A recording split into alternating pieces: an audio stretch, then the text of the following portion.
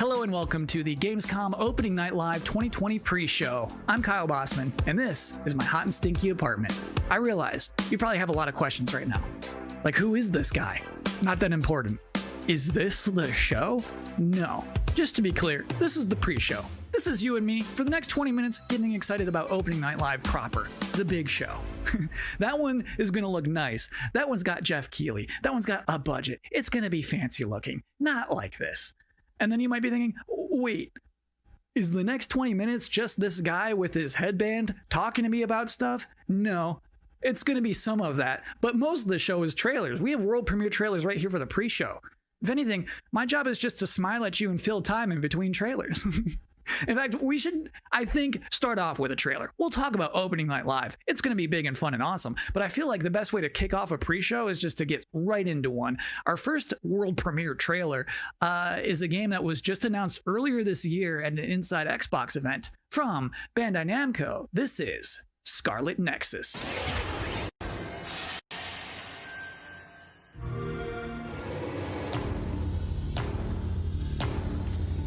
Have to be prepared for anything. Intruders were just detected.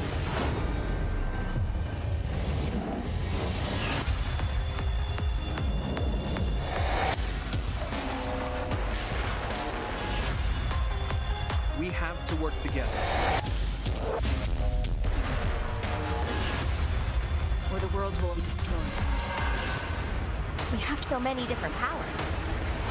Let's do this.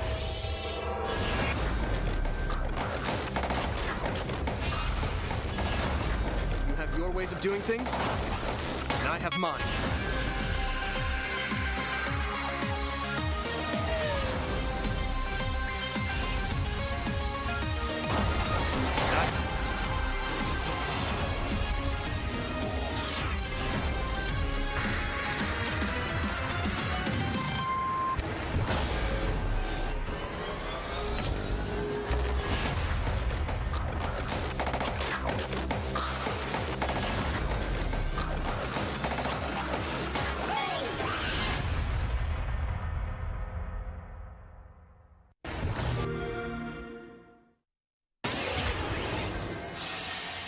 If you're just now joining us, this is the Gamescom Opening Night Live 2020 pre-show. That was a trailer for a video game and not an anime, and I'm Kyle Bossman, not important. For the next 20 minutes, much less than now, we are counting down the minutes until the big show, Opening Night Live, in which you're going to get fresh looks at Fall Guys Season 2, Destiny 2, Call of Duty Black Ops Cold War was just announced yesterday. We're already getting to see more of that tonight. Lots of things to see. Sydney Goodman from IGN is going to be giving out the Gamescom awards for Best PC Game, Best PlayStation Game, Best Xbox Game, as well as talking about some brand new shows from IGN that they are debuting this week at Gamescom. Lots of stuff in ONL. It is going to be a chunky, thick show. But in the meantime, for this pre-show, it is time now for another world premiere on our end. The game next that we're going to see is called Quantum Error. And parents, let me warn you now, it's time to put the kids to bed, because it's about to get scary as hell in here. I don't care if you're in the Western Hemisphere and it is the afternoon.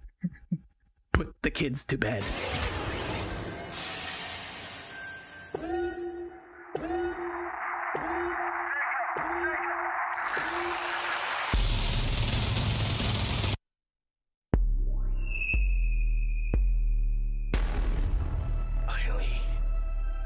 We did it. That artifact you recovered.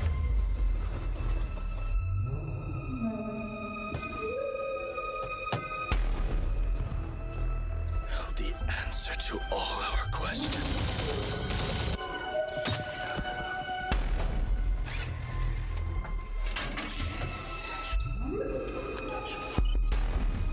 We can control them now.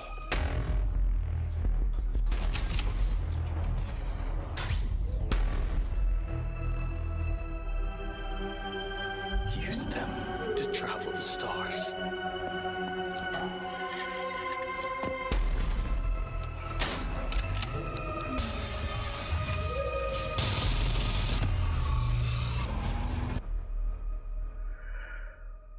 Humanity's reach will be infinite.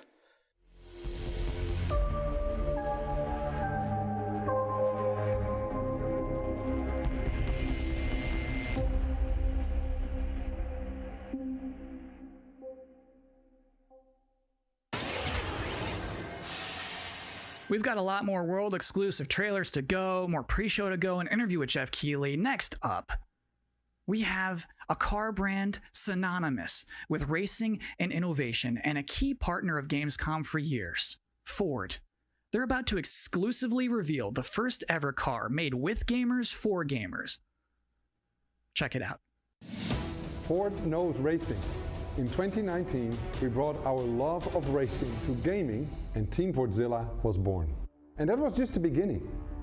In May, we launched Project P1 to design a car in collaboration with gamers for gaming. This project was a global first, and our designers let their imagination go wild. So on to our first global announcement. Please welcome our first ever Team Fordzilla Project P1 model.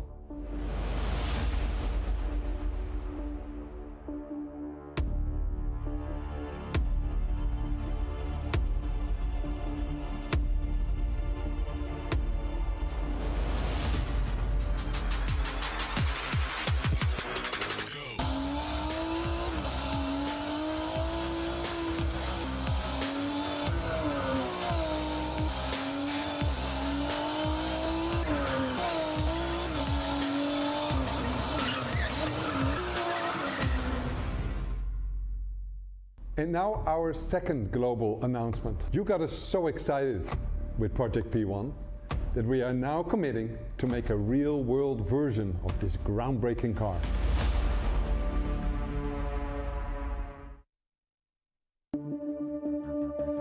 If I didn't have games, I guess I would just be writing a lot more.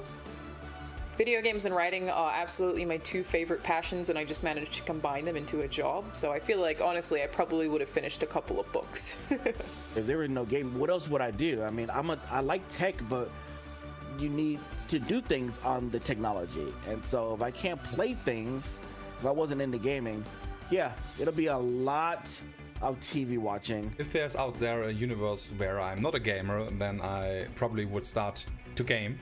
I think I will try something to put some smile on the face of everyone. I would watch a lot more movies and read more books and get bored.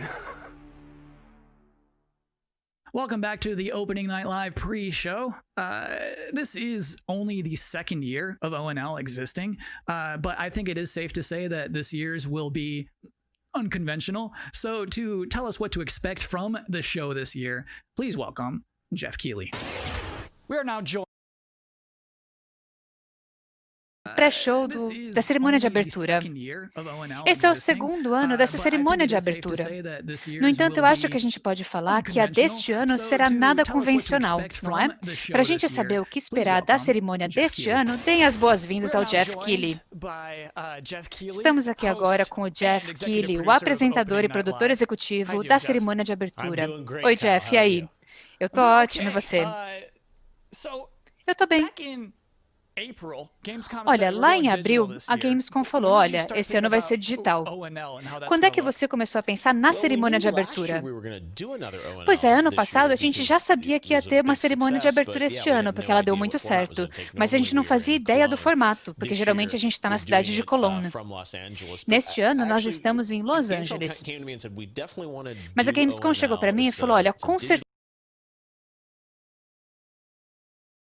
broadcasting from home here for many months, and I wanted to do something with kind of a set and a little bit of spectacle to it, and bring the whole industry together, and that's what we're going to do. So is it going to be just as long as a regular show? Yeah, we have like 2 hours of stuff to show folks from across the industry. the big stuff, the biggest games out there like Call of Duty, and then a lot of really, interesting titles. Of course, we're going to have some amazing next-gen stuff in the show, and Fall Guys Season 2, which has, become a thing over the past couple of weeks. So it's really fun to have like the big and the small and the surprises and next-gen all blended together. But yeah, it's a full-blown show, 2 hours. Is it going to be just back-to-back trailers, or are you going to do some interviews and demos? You will definitely see trailers. You will see some extended gameplay demos of some titles as well. There will be a few interviews with a couple of developers. We've got some special guests. And one thing I will say kind of right out of the gate is that this is not sort of wall-to-wall shock and awe announcements of new games similar to last year at Gamescom. We have some really big updates on games that fans are excited about and meaningful, but the kind of big surprise announcements, we have a few things in the show, and we have lots of great things planned for the Game Awards. But similar to last year, this is really a showcase of like big holiday games coming next year that you know about. So I would tell people to set their expectations to be really meaningful updates on existing games versus blowing you away with surprise shock announcements. Great. Jeff, I'm personally looking forward to the show.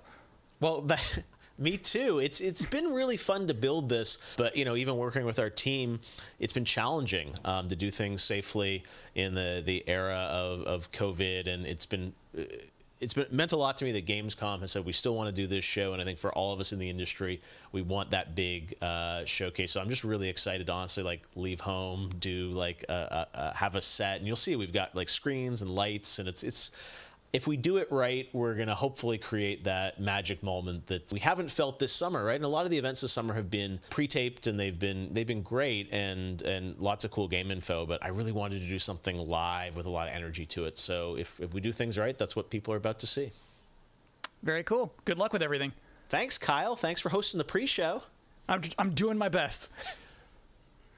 So just so we're all on the same page about what just happened, that was basically an interview with my boss using questions that I mostly already know the answers to. So considering all that, I think that went pretty well. Next up, we do have another world premiere trailer, baby. Vroom, vroom, honk, honk for Dirt 5.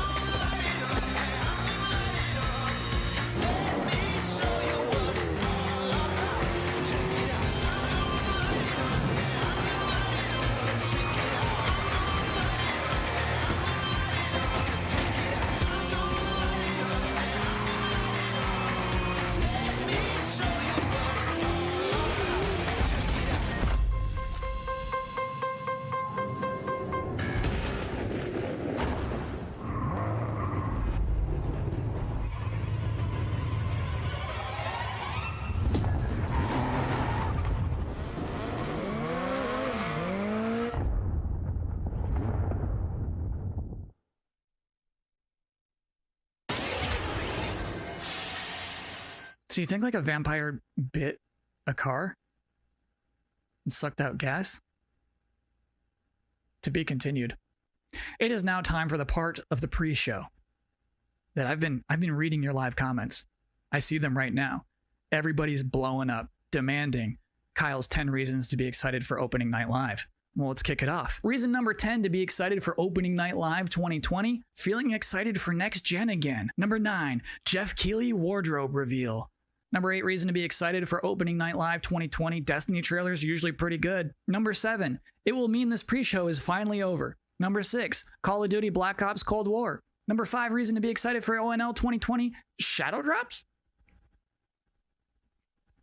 Number 4, Fall Guys Season 2. Number 3 reason to be excited for ONL 2020. Actual gameplay from a mysterious PlayStation 5 exclusive. Ooh. Number 2, everything else in my life sucks right now. And the number 1 reason to be excited for Opening Night Live 2020.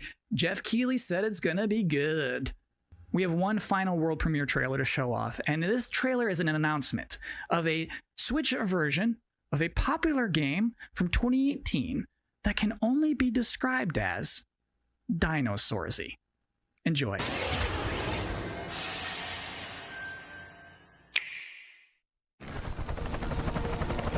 You think that things are going to turn out differently, huh? Well, the ones before you did too. Because they believed that they were in control. And control, well, here's the thing. Humanity is desperate for it. We are seduced by it. But we never really possess it. You see, life can be tenacious and stubborn. Life will not be contained. And what makes us such unique creatures is knowing the power of what we're up against and still believing that we can win.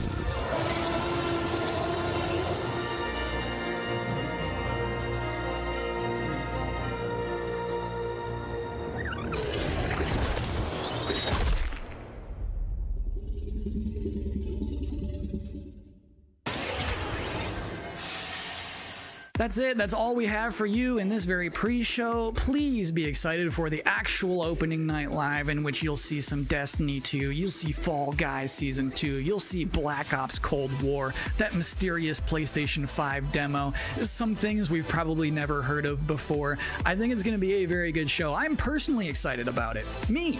I should thank you, actually, for putting up with my nonsense for the last 20 minutes. It is appreciated, but seriously, enjoy the show.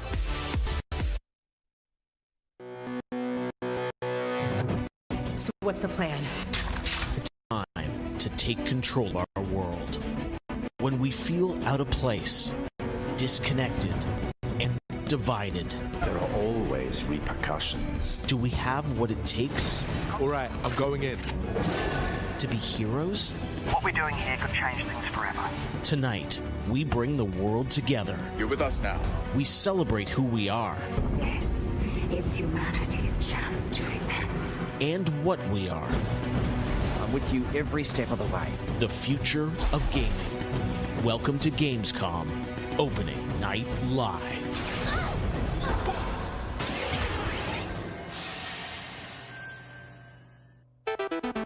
Hello, everyone. I'm Jeff Keighley, and welcome to Gamescom Opening Night Live 2020.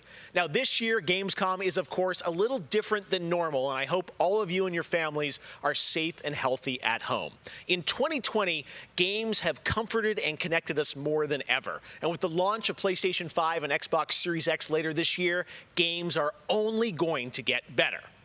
Well, all summer, I was hopeful we could get to this very moment, a big live showcase filled with more than 35 games to kick off Gamescom 2020. Tonight, you'll get a first look at Fall Guys Season 2 and an extended gameplay demo of Ratchet & Clank Rift Apart for PlayStation 5. Plus, we might have a couple surprises along the way, too. But before we start, I want to acknowledge and thank all the game developers, marketers, and publishers who have worked under challenging circumstances to keep us entertained. This show is nothing without them or my production team, and doing a show at this scale safely is not easy, especially when all of you at home have some pretty insane expectations. I hope tonight reminds you why you love to play games.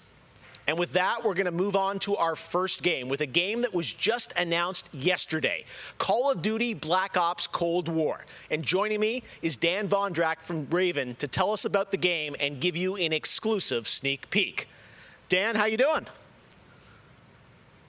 Good, Jeff. Thanks for having me here. This is been a dream project for us to work on from nearly the beginning of development. We knew Black Ops Cold War was going to be a direct sequel to Black Ops 1, and we loved the idea of returning to the pillars built the Black Ops franchise: deniable operations, conspiracy grounded in history, and that shadowy world of paranoia. And we get to mix all those together, drop the player into the 1980s at the height of the Cold War, and it's really something that we know would feel relevant to today and also uniquely Black Ops.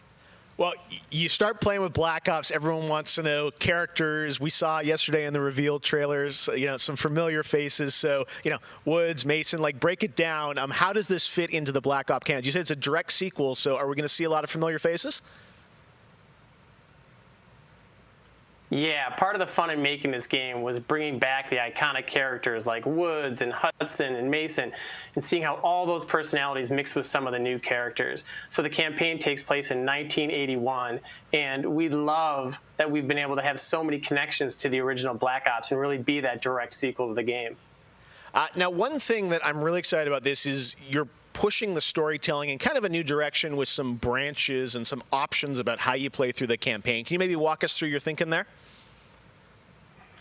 Yeah, one of the driving forces from early in development was to say, let's take this Black Ops thrill ride and infuse it with some player choice and some player freedom, anything we can do to give the player a little more ownership over their experience. So that starts with allowing the player to create their own character for the Cold War campaign. They can name them and pick a military background and really pretend they are that Black Ops soldier that they want to be.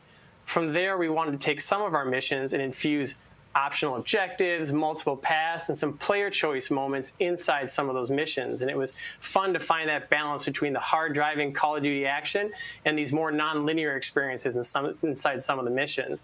So with choice comes the player wanting to feel that impact. So some of those choices earlier in the game and some towards the end will actually shape the ending of the narrative of the campaign. All right, so multiple endings to this game. Yeah, absolutely, absolutely. That was one of the big things for us. It's like we love that Black Ops has always been willing to take risks, and we all know they did some of this in Black Ops 2. And with our story and with these features, we loved paying homage to those early Black Ops games. Oh, yeah, I remember the numbers. All right. Well, Dan, we are excited to see more of it. I know multiplayer reveal is coming in September, but since you got a switch there, maybe you could flip the switch on something exclusive for us. Right? What are you going to show us? Yeah, absolutely. This is really exciting because this will be the first time we've done this outside the walls of the development studio. This is a scene from earlier in the game, and it's a critical point that really shows the narrative of the world, shows this threat that our heroes are going to be battling. So let's take a look.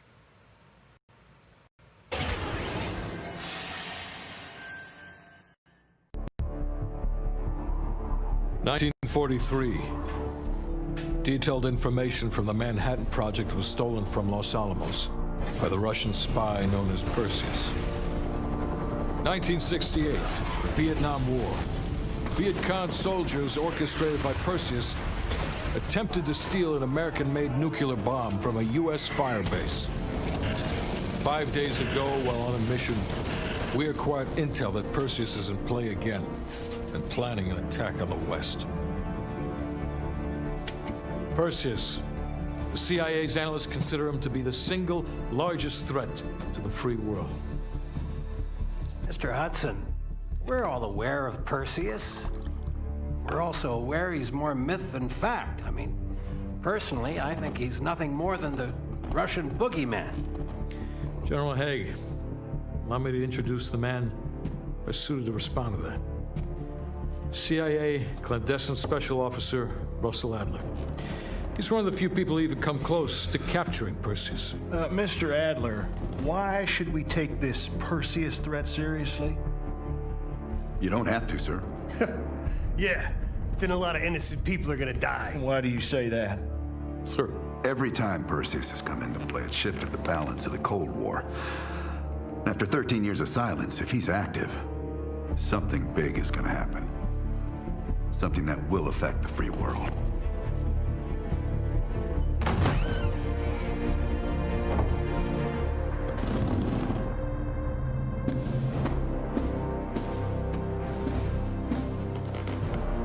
President. Sir. Mr. President. Mr. President, this is Jason Hudson and Russell Adler. I know their names. Who do you think approved their last mission? Is the threat real? Yes, sir, we believe it is.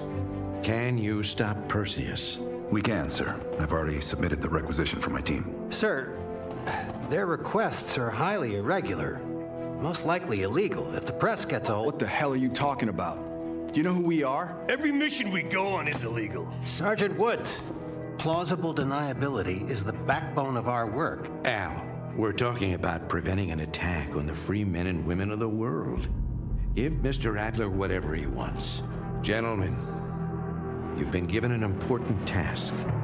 Protecting our very way of life from a great evil. There is no higher duty. There is no higher honor. And while few people will know of your struggles, rest assured, the entire free world will benefit. I know you won't fail us.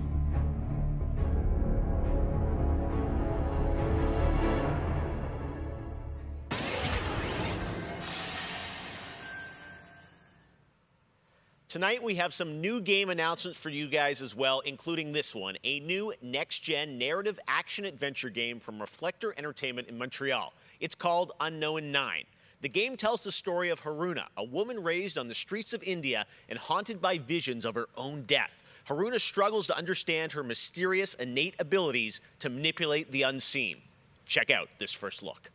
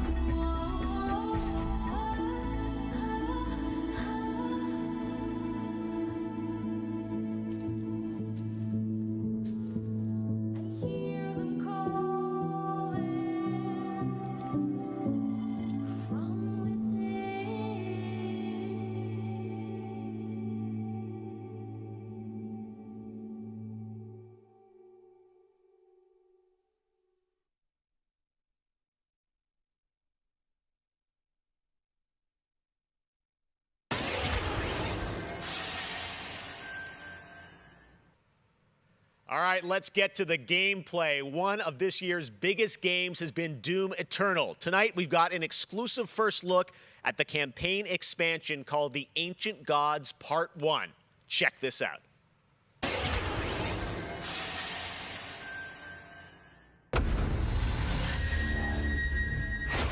have been allies for some time now. I knew who you were the moment you set foot in our world. Your gifts are owed to us now.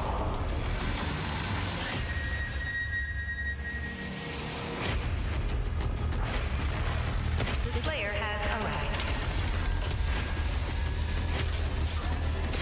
Please proceed with control, but assertive aggression.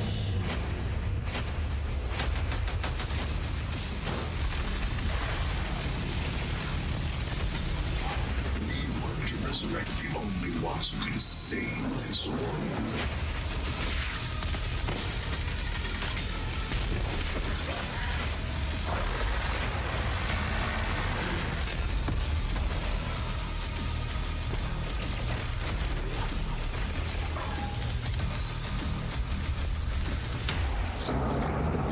To serve the gods.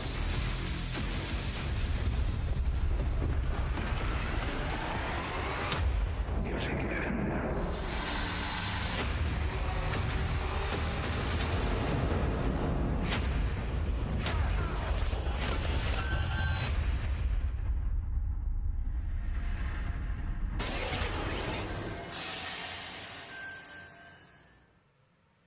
2020 marks the 25th anniversary of a legendary game studio, BioWare. Tonight, Casey Hudson and the team wanted to give everyone around the world a little taste of what's next. Casey, over to you.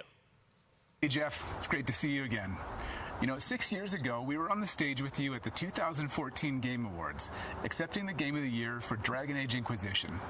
And since then, we've been imagining new ways to use next-generation technology to bring the world and characters of Dragon Age to life. We're still in early production, but we thought it was time to give you the very first look at how BioWare's passionate team of developers are crafting this very special game.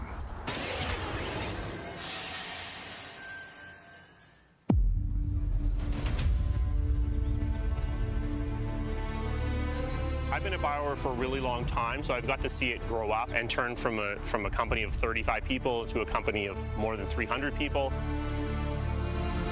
There's amazing people in the industry. There's amazing stories to be told with other people. I love that character so much. We're very experimental here at BioWare, so we're always coming up with new stuff.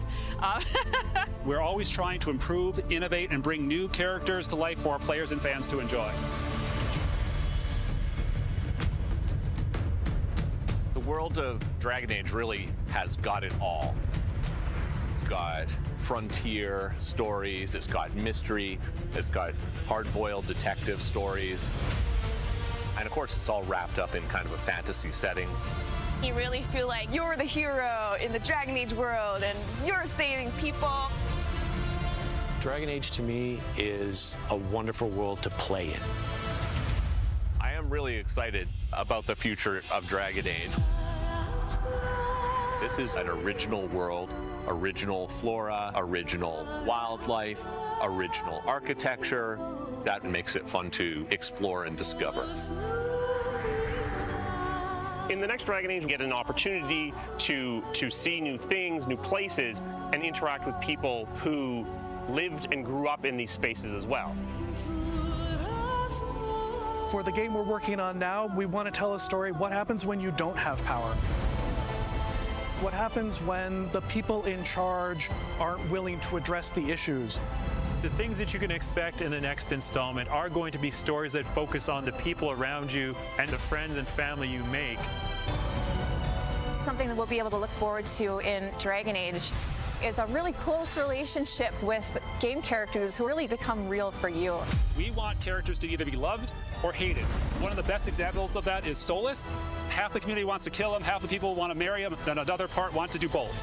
They call me the Dread Wolf. What will they call you when this is over? BioWare and EA has been one of the forerunners in using motion matching technology, and that makes it way more realistic when you're looking at the characters and the way they walk and move and interact in the world. Players want that suspension of disbelief that this wonderful collection of digital pixels is actually a living, breathing soul. No, it's okay. That's the good kind of rumble. I actually design bosses. I help with the creature design team as well. So I do all of the big threats that you have to go up against. Nobody dies on my watch. For the Wardens! Choice is a big part of what Dragon Age is as a franchise. The decisions you make can affect change in the world. Decision making can mean that a party member lives or a party member dies. And it means owning your outcome and reactivity to the choices that you do make. I just love the possibilities that Dragon Age offers us, and I'm excited to explore a lot more of them. To me, that potential is what gets you up in the morning. It's a fantastic opportunity every time.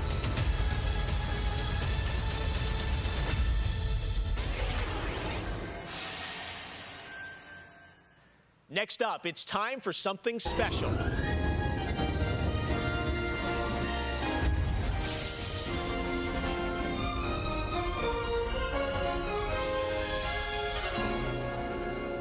Great Scott! I think there's been a serious miscalculation. Wow, wait, you're, what's his name? Back to the Future. I'm Emmett Brown, doctor of physics, not of medicine, and certainly not that quack from Rick and Morty. Yeah, we know who you are, but what are you doing here? I did come back from the future to this precise moment, on August 27th, 2020, because it's imperative we launch Surgeon Simulator 2 right now. And what exactly do you have to do with Surgeon Simulator?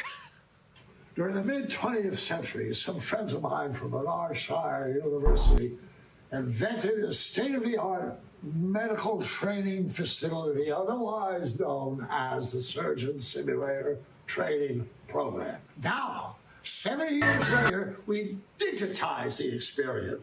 It's unbelievable. You can access the program through your computer and then be medically trained from the comfort of your keyboard. And it's available as of, great Scott, this very moment. Tonight, I want to world premiere a few examples of some of the incredibly successful test subjects who have already completed the course. So you're saying a world premiere will save our future? Only time will tell. And speaking of time, I'm off to another world premiere, Avengers 26, The Return of the Son of Thanos, opening 2077. And with that, I leave the fate of the human race in your hands.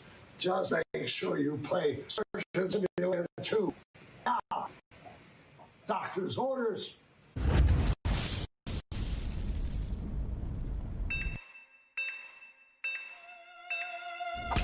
Put the arm, that's on his head! No! Let me give him a little pat on the head. Where does this part go? There, we got it. He looks good as new. Now grab the good arm and bring it in here. We're dying. He's dying. Oh, no! No, that's not right. My finger slipped. He gets the Jesus Christ! What a man! Oh, it's alive. He's flying. He's perfect. We saved him.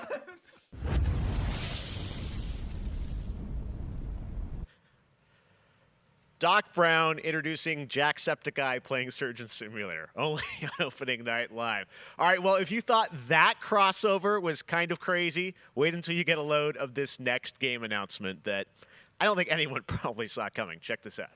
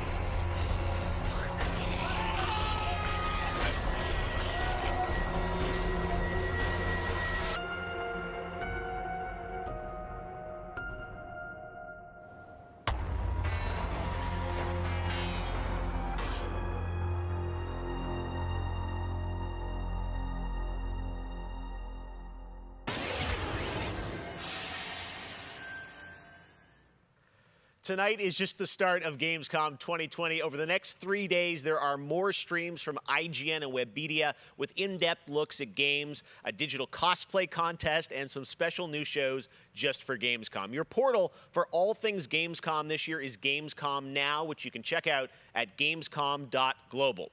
Now, one game you'll hear more about later on IGN's post-show is this one, a return of two classic characters that I love. Check this out.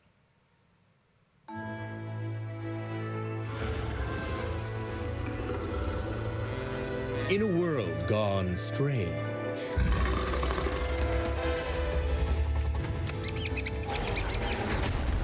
one elite force stands against the darkness.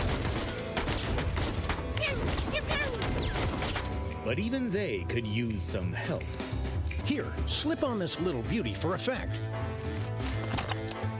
Sam, I'm blind! Oh, hello, miss.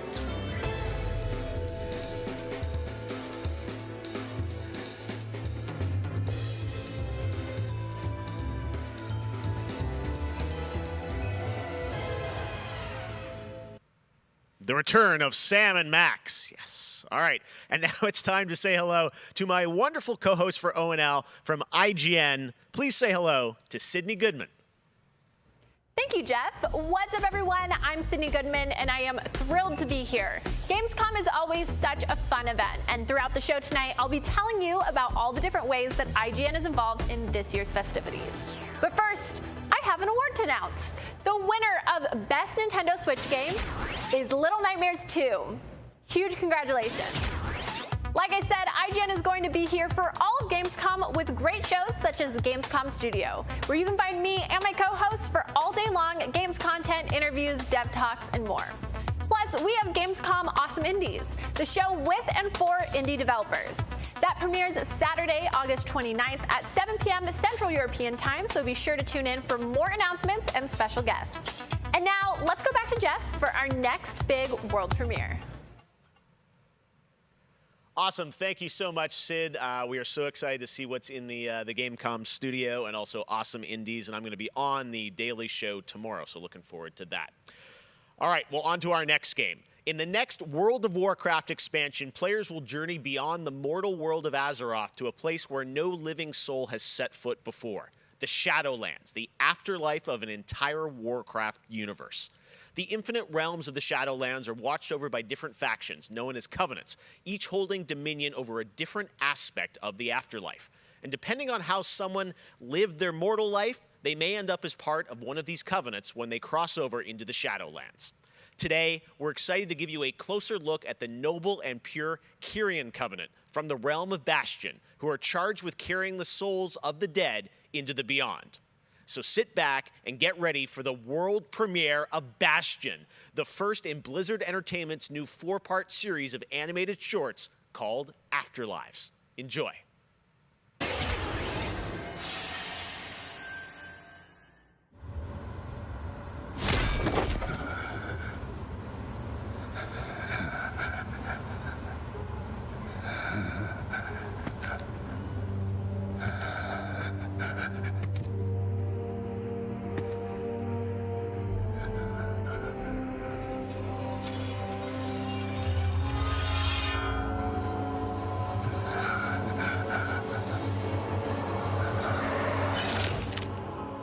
Light, save my soul.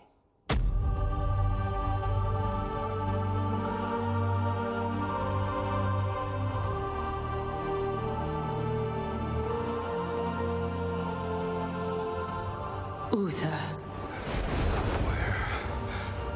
Where am I? Welcome to Bastion. You led a truly selfless life, and for that, you have been chosen. Chosen? To shed your mortal burdens and join the ranks of the Ascended, serving to ferry the souls of the dead unto the Shadowlands. I serve the light, and my work is not done. There is an evil that must be... There is no evil here. The darkness was sealed within the maw long ago. You're wrong. He destroyed my home, murdered my people and my king. He must be punished. You are an aspirant now. You must accept your new purpose and purge yourself of this desire for vengeance. What I desire is justice. Devos, why are you training this soul? It is beneath your station as a paragon. He cannot let go. He continues to demand retribution for his death. And this concerns you? Many souls take eons to ascend. Yes, but this one seems broken, Thenios. Unlike any soul I have seen, I have begun to wonder whether he was deemed worthy of Bastion. By mistake. Be careful, Devos. I would not let the Archon hear such a thought. In time, he will forget. Trust our ways. Trust the path.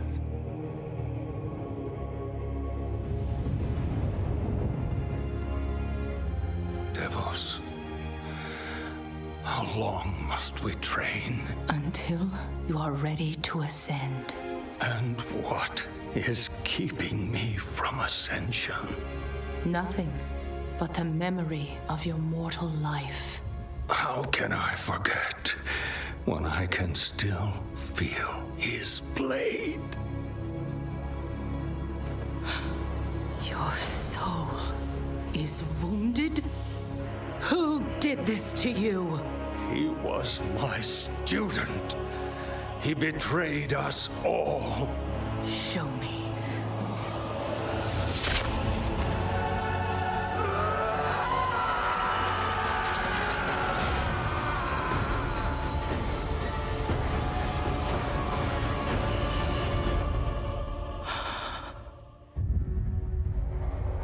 The runes on his blade were unmistakable. This dark agent runs free on a mortal world with the power of the Maw itself in hand. Our realm is imperiled. Impossible. The Maw is inescapable. You must return to the path. If he had purged his life, we never would have known of this calamity. The path is flawed. Enough!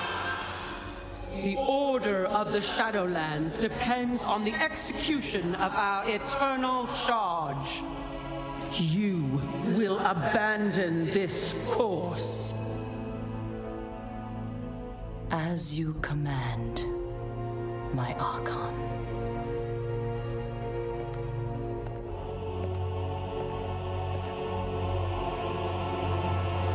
Uther! The time of your ascension has come. I thought I was not ready. Do you wish to see him punished? I do. Then prepare yourself.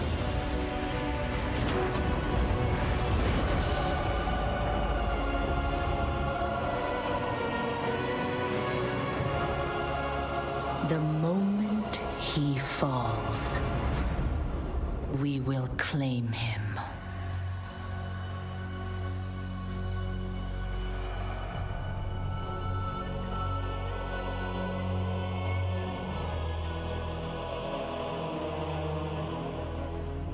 I see. Only darkness before me.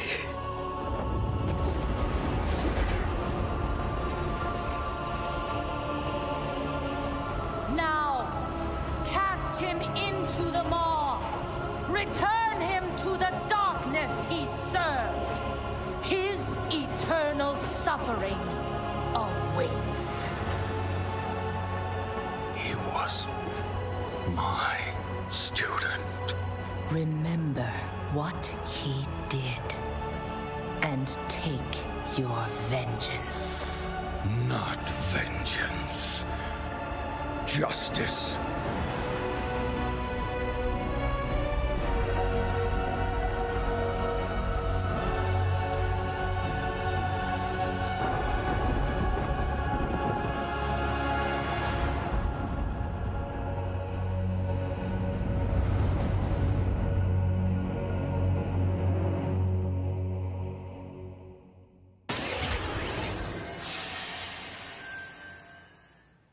All right, hope you guys enjoyed that exclusive look at Bastion. Now, we know many of you can't wait to experience Shadowlands, and our friends at Blizzard want you to know the wait is almost over.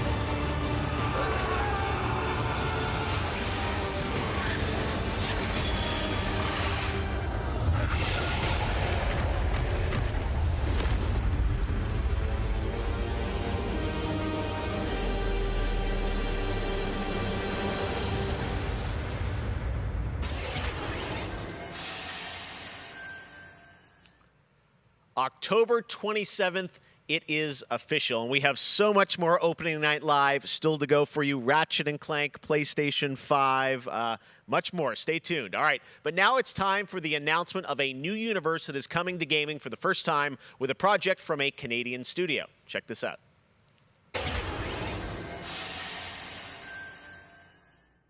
They have returned. They corrupted, divided, conquered, until finally, the gates of the celestial realm were thrown open. Our last remaining hope, the storm-cast Eternals, vengeance made manifest.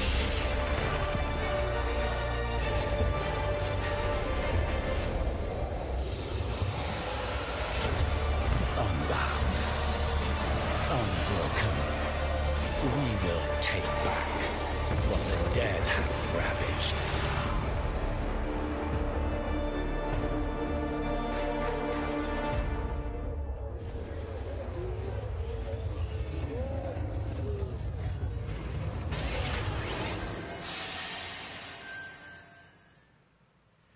Now, you guys may remember back in June, I had some masked fun with my buddy Crash Bandicoot announcing Crash 4 It's About Time.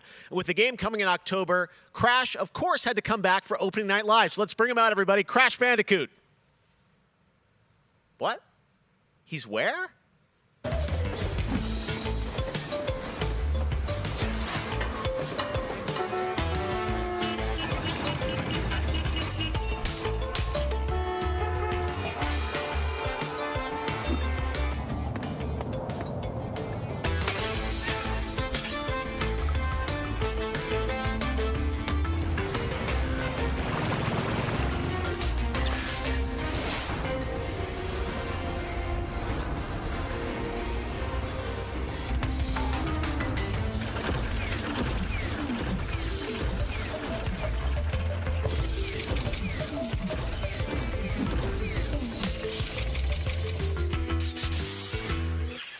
Poor Crash apparently didn't get the memo about Gamescom. But to tell us more about what we just saw, I'm joined by Lou Studdert from Toys for Bob.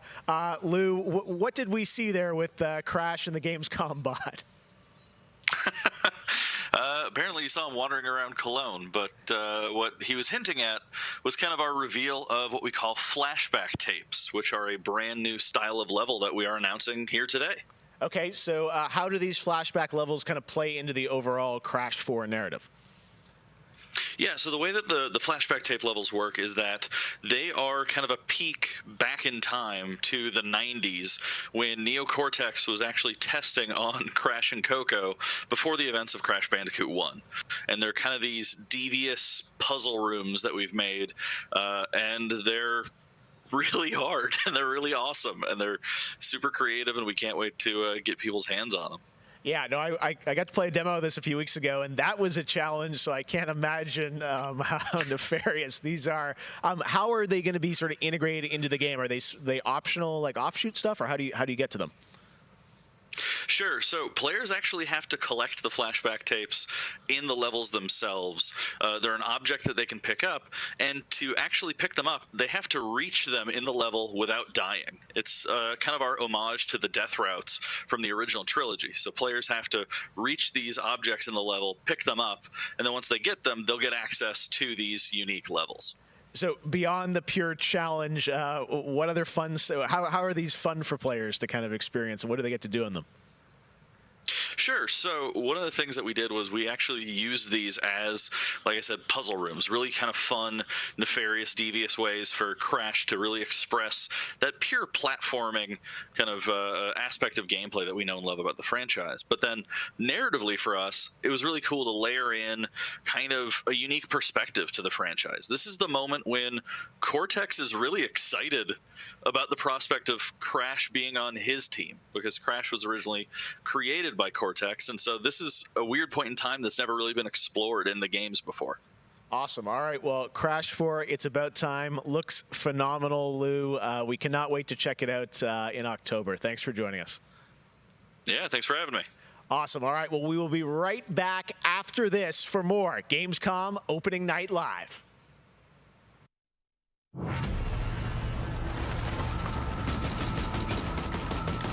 I have become terror. The unseen predator. A rupture that obliterates without warning.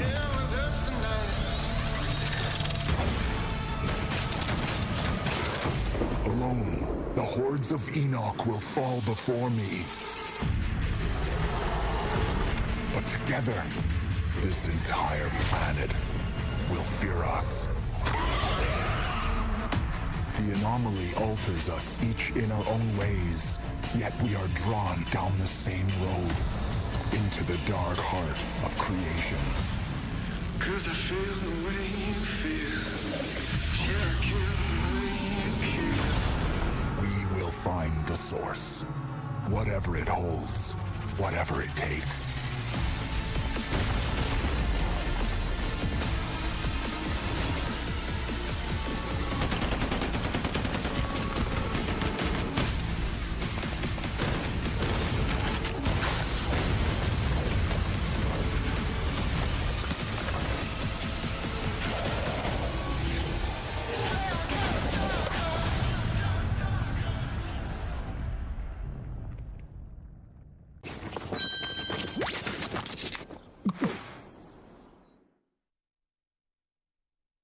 Welcome to the hyperscape. Enter a contender. Yosh, ikuzo. Leave as a champion.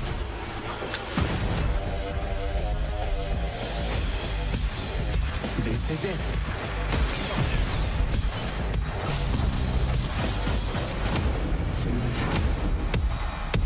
Time to party!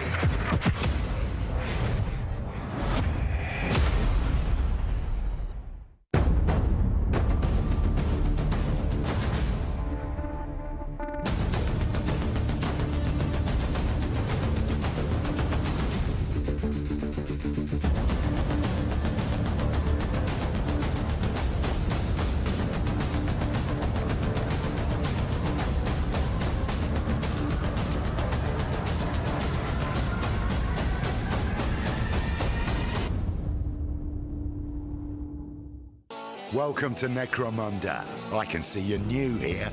Let me get you up to speed. The Underhive's named well. A sprawl of humanity suffering away like ants. Deep underground where we ain't causing trouble but are rich boys and girls, no matter how loud we are. And do we ever make some noise? Every Orlok says they could shoot the tail off a lashworm and they'd splash your head from 20 paces for saying they couldn't. I don't want to say immortal, but when their armor, blood, skin and will are of iron, it's a potent combo. Why would someone like you want to know about an all-female gang of psychopaths, drug dealers, killers, cloners and... Oh, makes sense. And Escher will cut you up just for the fun of it. Goliaths are big. That's it. Anything smaller than them doesn't deserve to live. And they're just as happy filling you with lead as they are smashing you to pieces with a power maul. Now, mixing that whole pot together in a place like this, you can imagine what happens. Chaos, gang warfare, for wealth, for power, hell, sometimes just for fun. So, think you're ready? Necromunda Underhive Wars comes to PlayStation 4, Xbox One and PC on September 8th. O futuro dos jogos, além de realidades virtuais extremamente fidedignas e realistas, eu acho que também se encontra em formas mais expressivas e absurdas, quebrando cada vez mais esses paradigmas de formato de videogame que a gente tem e sendo usado mais do que nunca como uma ferramenta de expressão artística. I envision the future of gaming to be quite bright and quite online. The next generation of console will clearly allow AAA and indie developers to build more creative-driven games that I hope will cover more diverse subjects. I want to play all kinds of stories about people and places, both real and imagined. I want comedy games, I want autobiographical games. I really want to see what people can do with the medium. Pro futuro dos games, eu vejo uma evolução, obviamente, gráfica, mas eu vejo ainda mais evolução na inteligência artificial e na maneira com a qual a gente interage com os games, tudo em busca de experiências mais imersivas.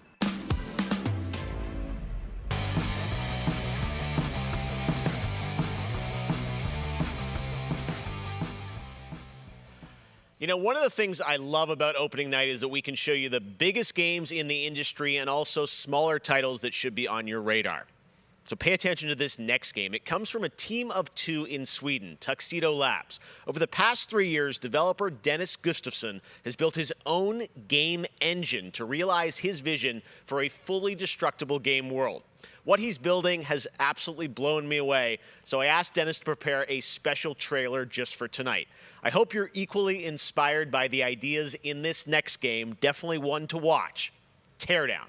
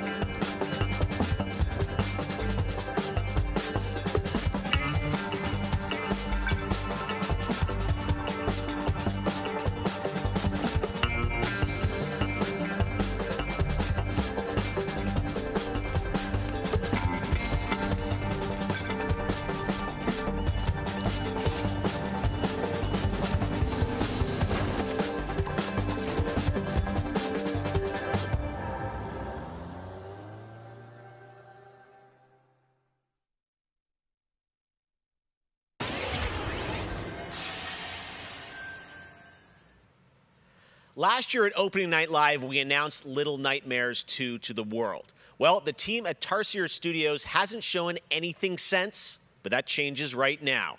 Here is a first look at the gameplay of Little Nightmares 2, which is coming next February, with more to come throughout the week at Gamescom, including a live demo on Gamescom Studio tomorrow.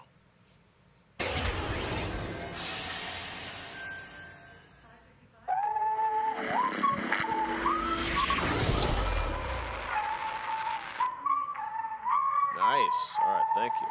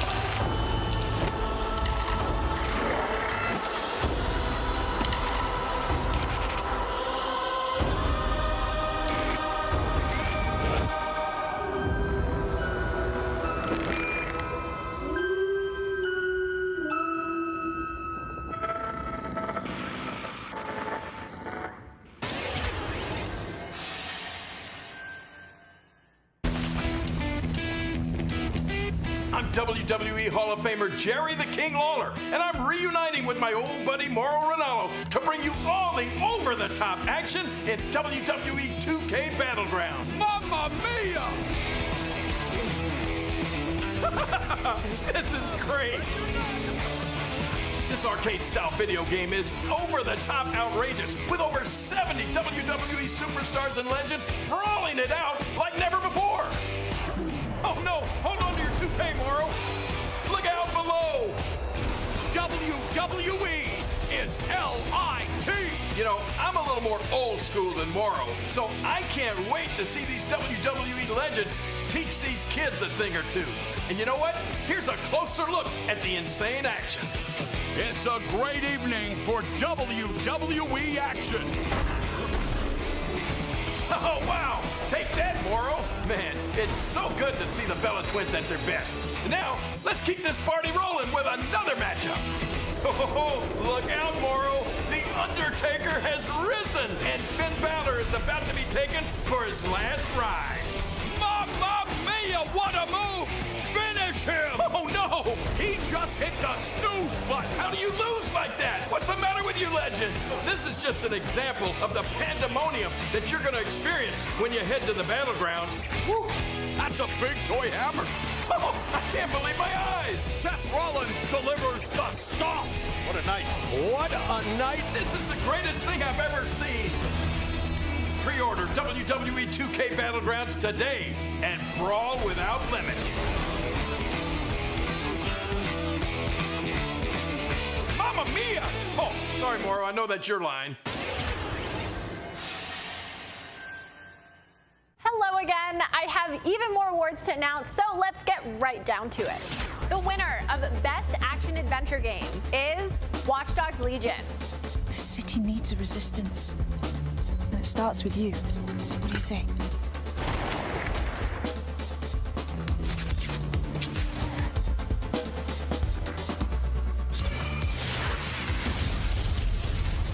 I'm the perfect shot. The winner of the Best Action Game is Star Wars Squadrons. Think you can escape? This is gonna be close.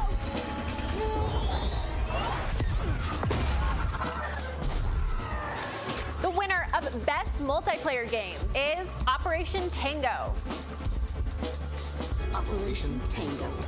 It takes two to save the world.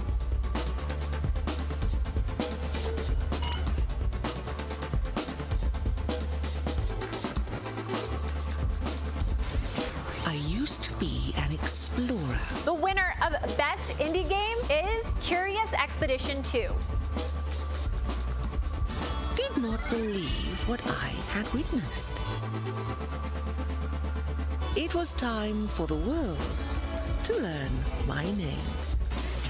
Congratulations to all the winners. As I mentioned, IGN will be here for all of Gamescom with great shows and new ways for you to get all your gaming news. Check it out. Gamescom 2020 is the heart of gaming, and you can keep to the beat right here on IGN. We've turned the single biggest show in gaming into 5. Gamescom Now is your virtual show floor with up-to-the-second live coverage. Gamescom Daily Show, Gamescom's first ever late-night talk show, our Gamescom Awesome Indies Show, the freshest deep cuts in indie gaming, and finally the Gamescom Best of Show, including the Gamescom Award. Gamescom 2020 is available on IGN and wherever you stream Gamescom Now. And now it is time to talk about that Best Action Game winner, Star Wars Squadrons. This is a new immersive space combat game from Motive Studios that delivers the ultimate Star Wars pilot fantasy. We've missed those. In Squadrons, you'll suit up and fly for both the New Republic and the Galactic Empire across intense 5v5 multiplayer battles, as well as an all-new, authentic single-player story set after the events of Star Wars Episode 6, Return of the Jedi. Today, we'll get a glimpse at what Squadron's story has to offer by taking a brief look at one of the single-player missions featuring some light narration by the Motive team. Let's check it out.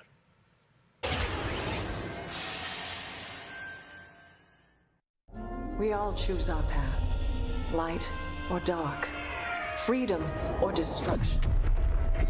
The Empire chose to destroy Alderaan in order to spread fear and douse the fires of rebellion. But the heroic pilots of the Rebel Alliance have chosen to keep fighting, to show the Empire that we are not afraid. It was their bravery that ended Palpatine's reign and brought about our new republic. However, the Empire lives on, shattered though it may be.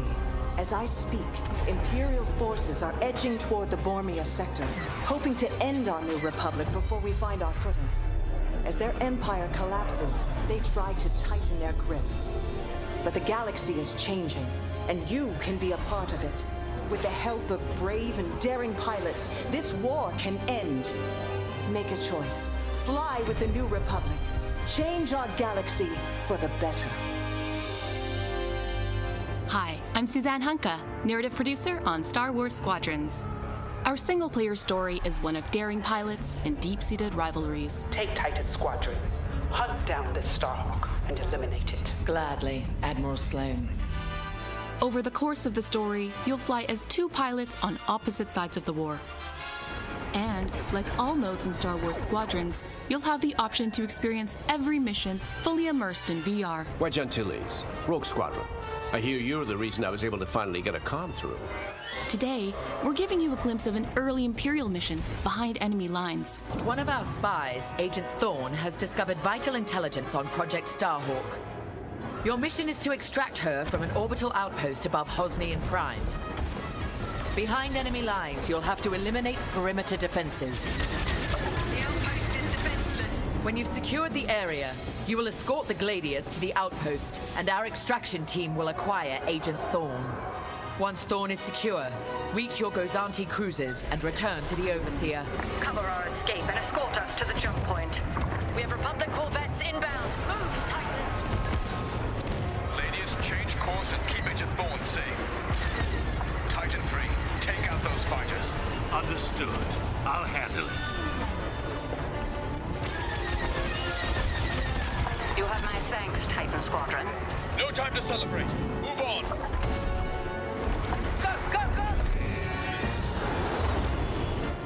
Each mission will immerse you into the escalating conflict between the New Republic and a shattered empire. Debrief with your squad mates between missions. You're our new wingmate. Customize and master all 8 starfighters and join the galaxy's finest. I need you focused and ready to go. From bombing runs at the Nadiri dockyards to setting a trap in the Xavian abyss, the story of these rival squadrons will push the war to the brink and define the galaxy for years to come. I look forward to seeing you in combat October 2nd.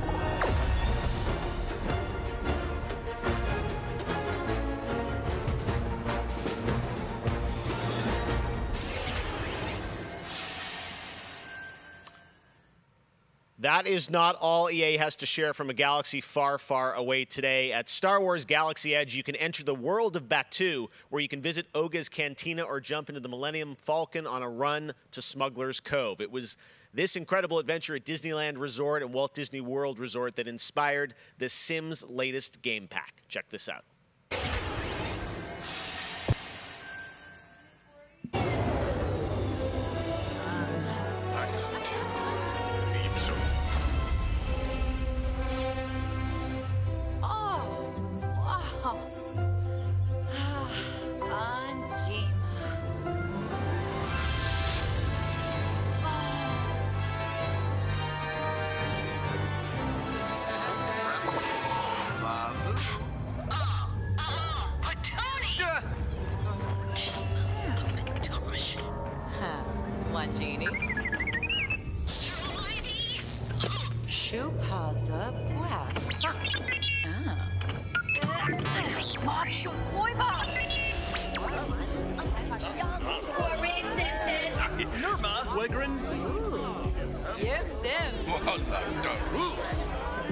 We all choose our path.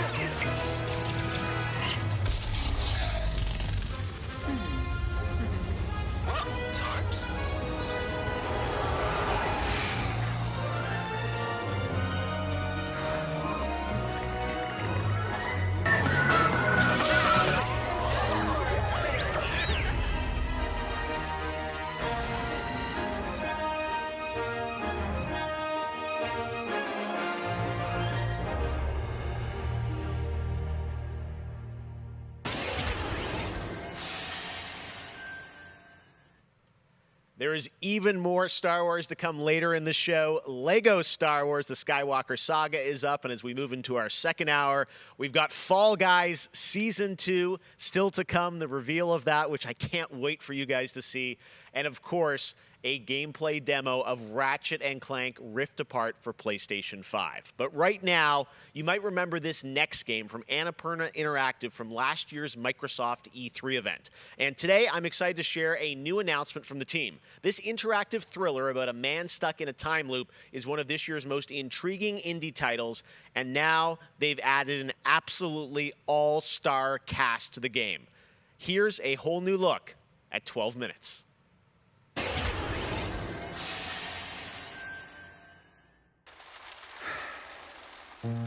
All right, close your eyes. I want you to think of a flower. Look at its contours, its curves. Now I want you to imagine it changing. Moving backward, returning to its bud. Think of that bud, unopened. Look at it as a whole. Then silently repeat these phrases. May you be free from suffering. May you be free from fear. May you know peace and joy.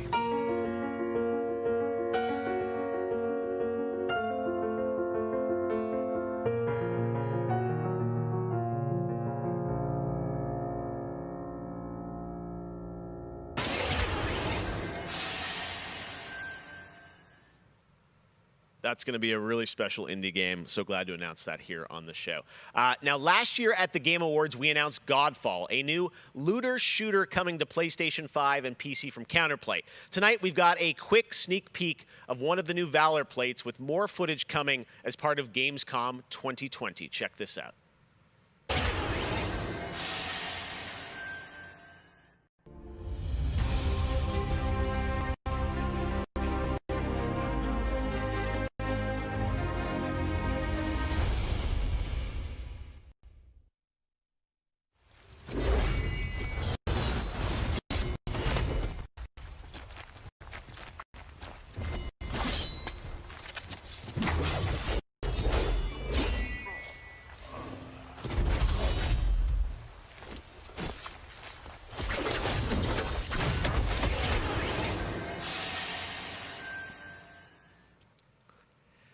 We have much more O&L to come. Exclusive looks at Lego Star Wars, the Skywalker Saga, Fall Guys Season 2.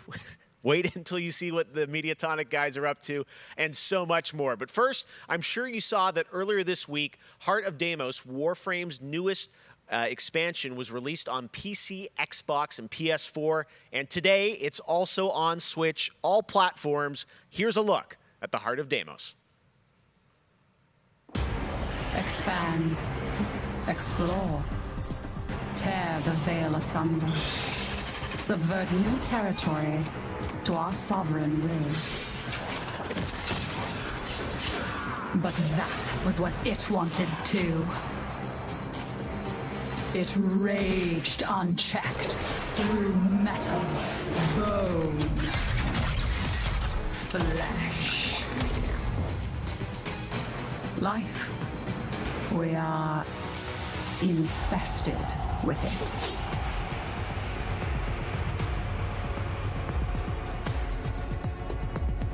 What? Visitors? Now, the gateway is failing.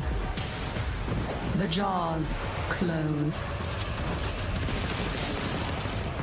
The final heartbeat approaches.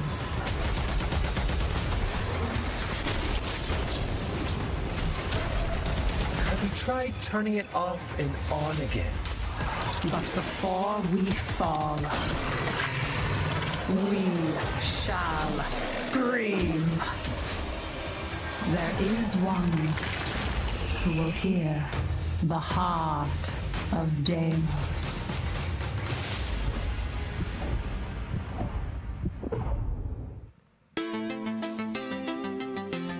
So many people have been discovering or rediscovering video games during lockdown, whether it be older people or bored teenagers or middle-aged parents who suddenly find they have to do something together with their kids. And I think I've given out more advice about video games in 2020 than any other time ever. And as a result, it's more important than ever that we keep making different, interesting things for folk to play. A pandemia pela qual a gente está passando tem sido um período difícil a todos. Então, nesse momento, eu acho que a gente precisa lembrar de mostrar mais empatia, demonstrar mais amor, mais carinho e saber que a gente vai sair dessa juntos. Vai ser difícil, mas isso tudo vai passar. I hope everybody gets healthy and safely through this coronavirus time. Care about other people and wear your masks. Jogos são, na minha opinião pessoal, a forma de arte mais incrível de se expressar. Eles englobam tudo: música, arte, escrita, e você tem a chance de controlar e vivenciar essas experiências você mesmo. É mágico, é maravilhoso. Jogos são puro amor.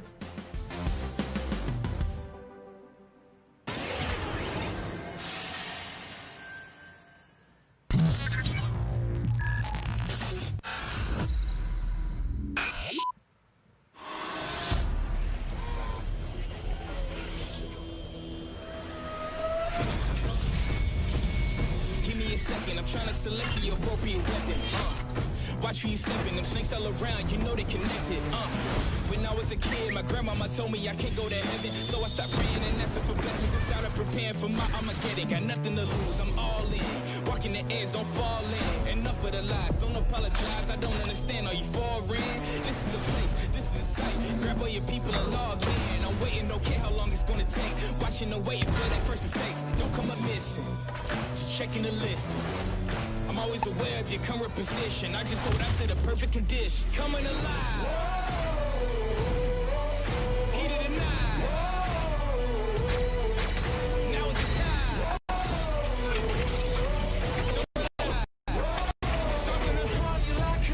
Coming alive. Heated and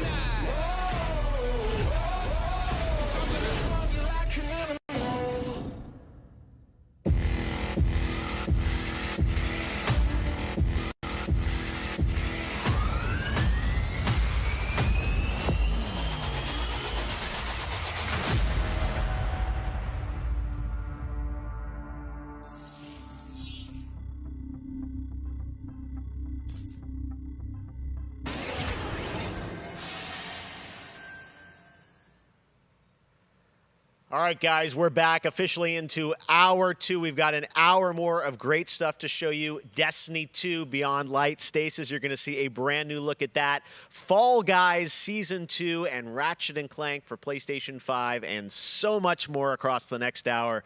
Opening Night Live continues, and it just is the start of Gamescom 2020. But right now, on September 25th, Mafia Definitive Edition launches, a comprehensive, built-from-the-ground-up remake of the original Mafia. Tonight, we've got the exclusive debut of the next trailer called A Life of Reward Too Big to Ignore, which deals with Tommy's induction into the Salieri crime family. Check this out.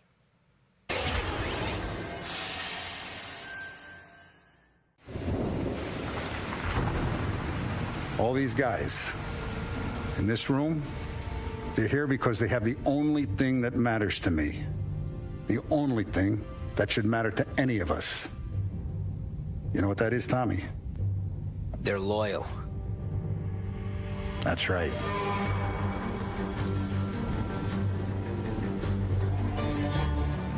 One day you're busting your back, doing an honest day's work in a city that's been trying to scrape you off its heels since the day you stepped off the boat.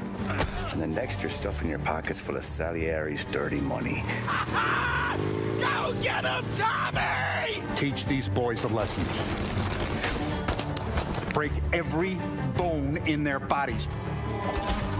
You want me to become one of those Wall Street boys? Don't sass me, Tommy. I'm trying to teach you the ropes so you don't get strangled by them. Now you stay straight with me, you're gonna be living the high life, Tom. You abuse my trust. Don Salieri, you won't ever need to worry about me. Okay, then. Welcome to the family.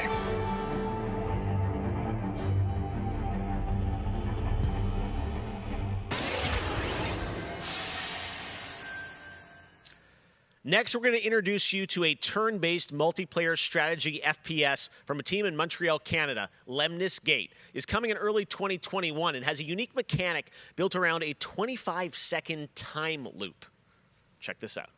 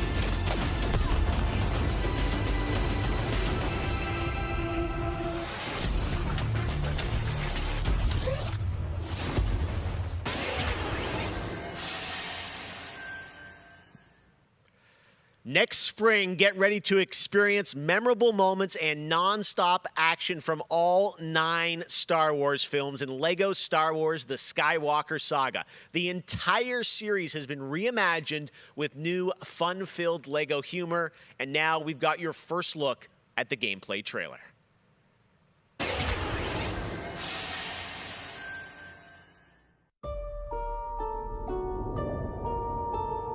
I want to learn the ways of the Force and become a Jedi like my father.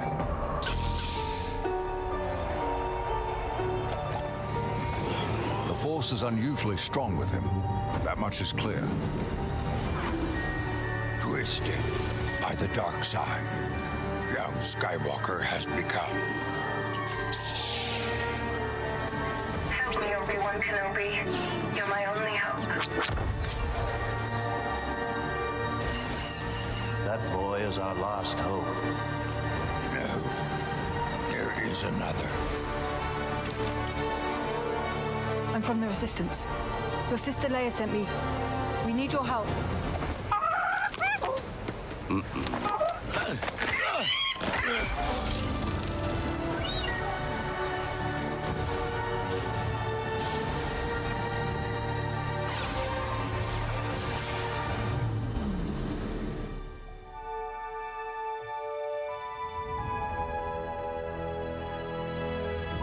The Force will be with you, always.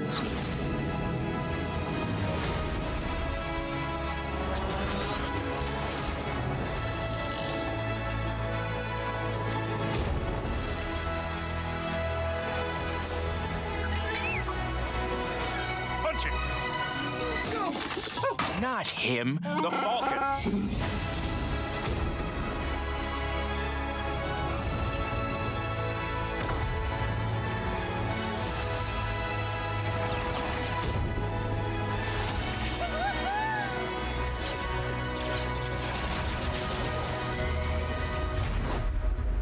I am a Jedi, like my father before me. So be it, Jedi.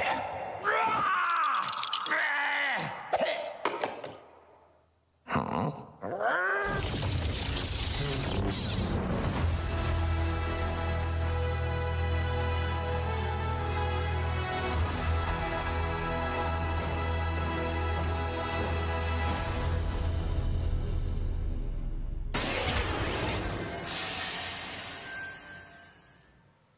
Man, LEGO Star Wars looks so fun, coming to next gen as well. All right, we'll be right back with more world premieres from huge new games like Ratchet & Clank, Rift Apart, Medal of Honor, Above and Beyond, and Destiny 2. But before that, here's a look at a game that is launching tonight on Nintendo Switch and Steam. It's called Struggling from Frontier, a fun physics-based platformer where up to 2 players control Troy, our fleshy hero.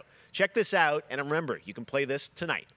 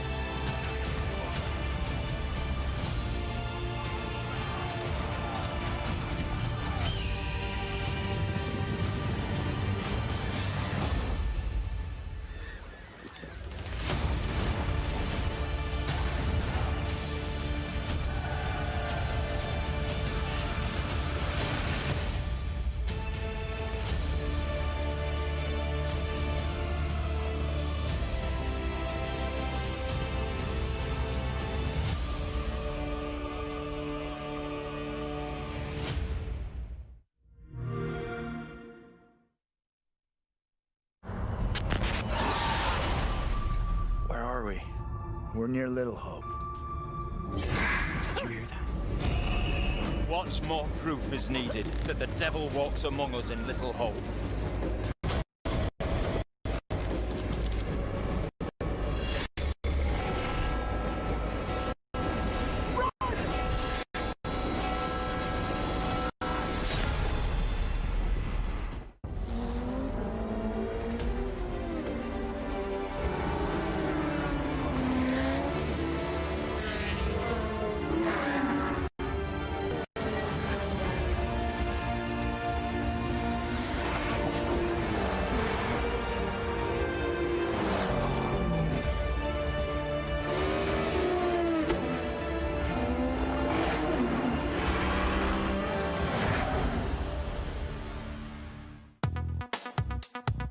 I gotta say, the game that I've given the most hours to, that I love going back to, is Assassin's Creed Odyssey. And I have to say, since Origins came out, this new reboot of Assassin's Creed, so to speak, that was my first time getting into it.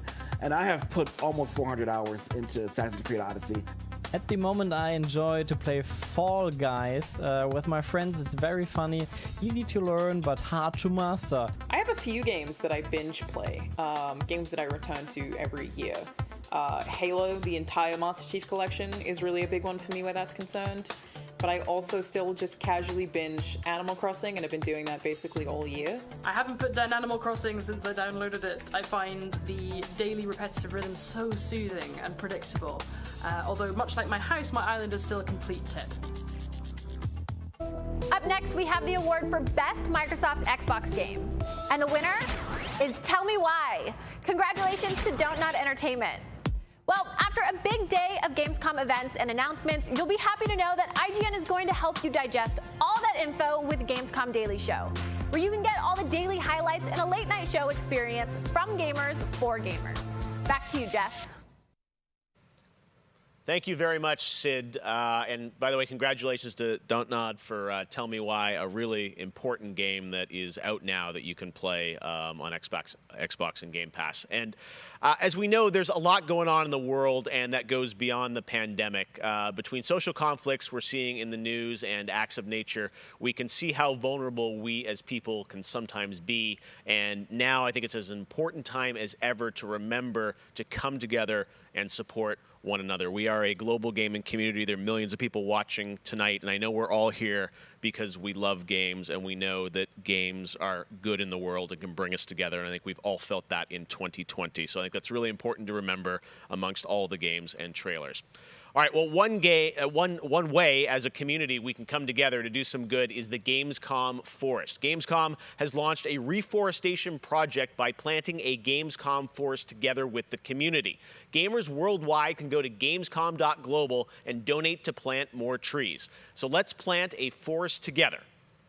All right, well, now we're going to move on to another game, and this one was announced back in May. Chorus is a dark space combat shooter where players take control of Nara on a quest to destroy the dark cult that created her, featuring rich, ray-traced 4K 60 FPS environments on next-gen hardware. Here is the first look at gameplay from Chorus.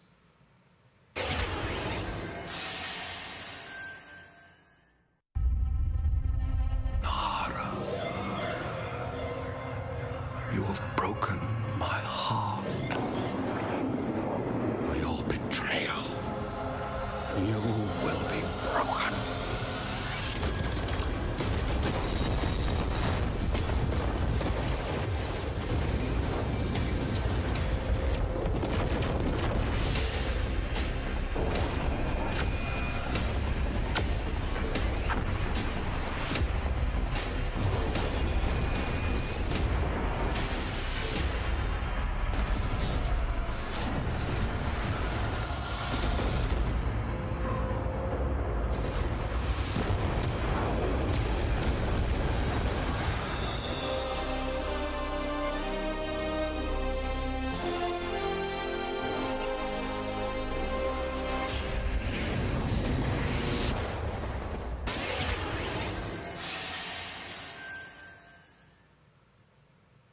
How many crowns have you won? If one game has defined the summer of 2020, it absolutely is Fall Guys from Mediatonic in London and Devolver.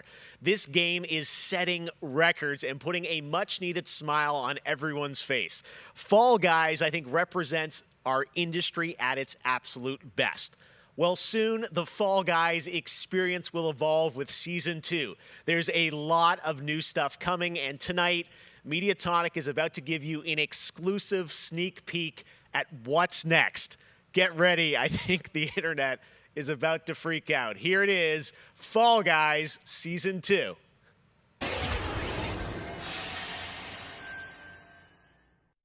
Hey, I'm Joe. I'm the lead game designer on Fall Guys Ultimate Knockout, and I just want to reach out and say thank you to everyone who's been playing and enjoying the game so far. As a team, we've been looking at all the fan arts, the memes, and the montages that people have been posting online, and the response to the game has really blown us away. Today, we just wanted to give everyone their first sneak peek at the rounds and the costumes that they can be enjoying as part of Fall Guys Season 2.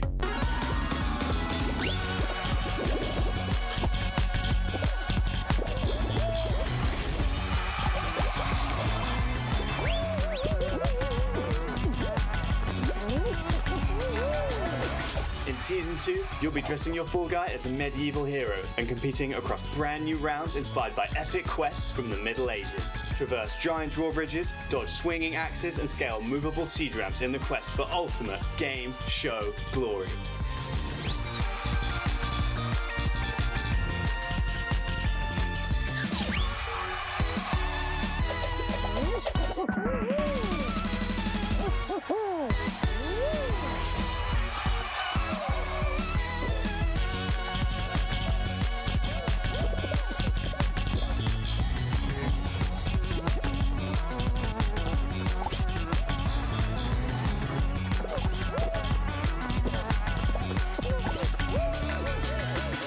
Enjoyed the sneak peek of Fall Guys Season 2. We're still adding the finishing touches to development, but if you want to stay up to date, then at Fall Guys Game on Twitter is where you want to be.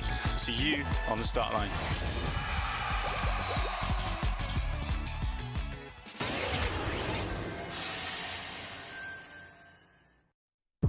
My father has Colorado in the palm of his hand, and he's afraid to close his fist. I am not.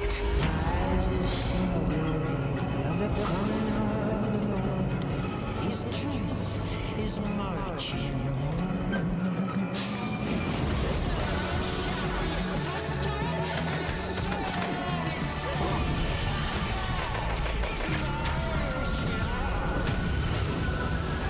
Liberty's got more brains and cunning than both her brothers put together. She's the only one who could actually run Colorado. She's already tried once.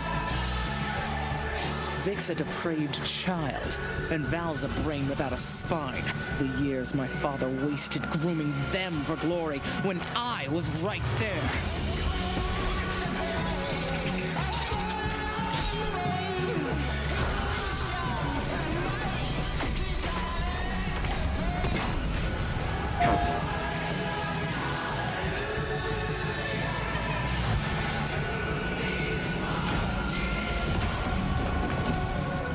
Back to Arizona, Rangers, and I'll pretend none of this happened.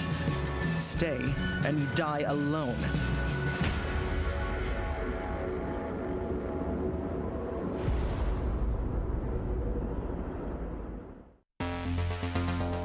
I really haven't found any new appreciation for gaming at this time, because my appreciation for gaming before couldn't be higher. Com certeza, jogos multiplayer preenchem completamente a conexão social que eu preciso ter com outras pessoas nesses tempos de isolamento, e é o mais próximo que a gente pode ter de experiências reais com pessoas que estão longe da gente. You get to travel all over the world in games, which is something I've always taken for granted. At the moment I'm playing Ghost of Tsushima, and you know, I kind of prefer it to the real Japan just because I've heard that in real life they don't let you run around with katanas. I appreciate games a lot more than films, music or whatever, and it's just fine for me to have the time to play with friends or even with my family to have a lot of fun. I've been mostly at home with Hey, I'm Joe. I'm the children, and gaming is the only thing that I get to do for myself anymore. I find it's not only an escape, it's also a way to challenge my brain. Gaming is becoming clearly more important for a lot of people. You know, play is a natural instinct, and from Animal Crossing to The Last of Us Part 2 or Ori, yes, it's definitely an incredible time now to be a gamer, yes.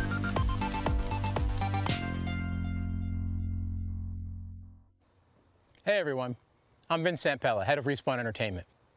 When we set out to create Medal of Honor Above and Beyond, we knew we wanted to bring the series back to its roots.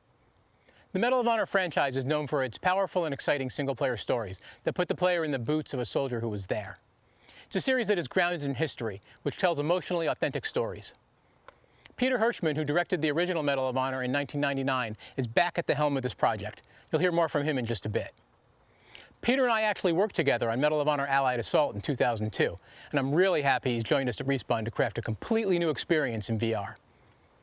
The team is creating a riveting and emotional journey through World War II like you've never seen or played. It weaves in the personal stories of the veterans and survivors of the war through powerful interviews that help set the stage for what players will experience. It's more than just a game. And we could not be more excited to show the world the next look at Medal of Honor Above and Beyond and the game's action-packed story. Let's take a look.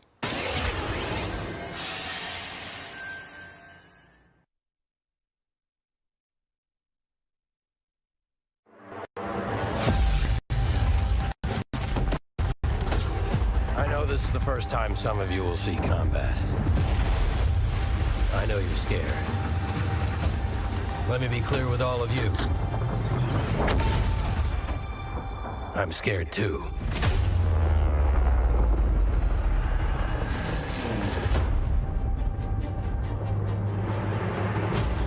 Welcome to France, gentlemen. I lead the local resistance cell. Something big is happening inside Gestapo headquarters, and we don't know what it is. We're gonna have to improvise here.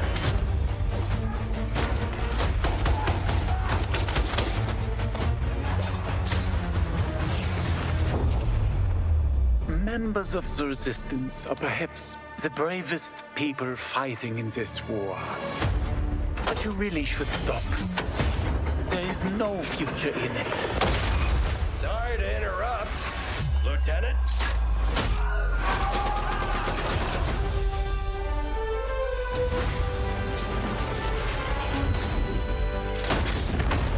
Be a wild ride, but we'll get you there. Jet fighters, brace yourselves!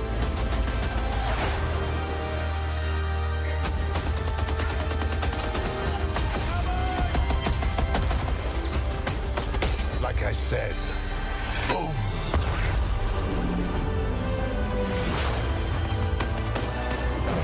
There are things as people I'm willing to sacrifice myself for.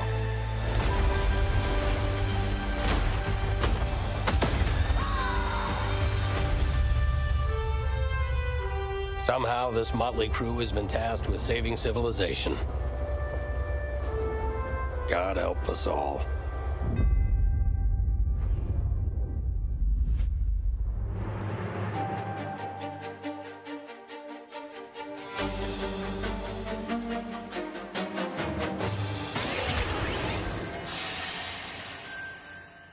Thank you so much, Vince. That looks incredible. And now we're here with Respawn Entertainment's Peter Hirschman, game director on Medal of Honor Above and Beyond, to talk more about their new VR experience.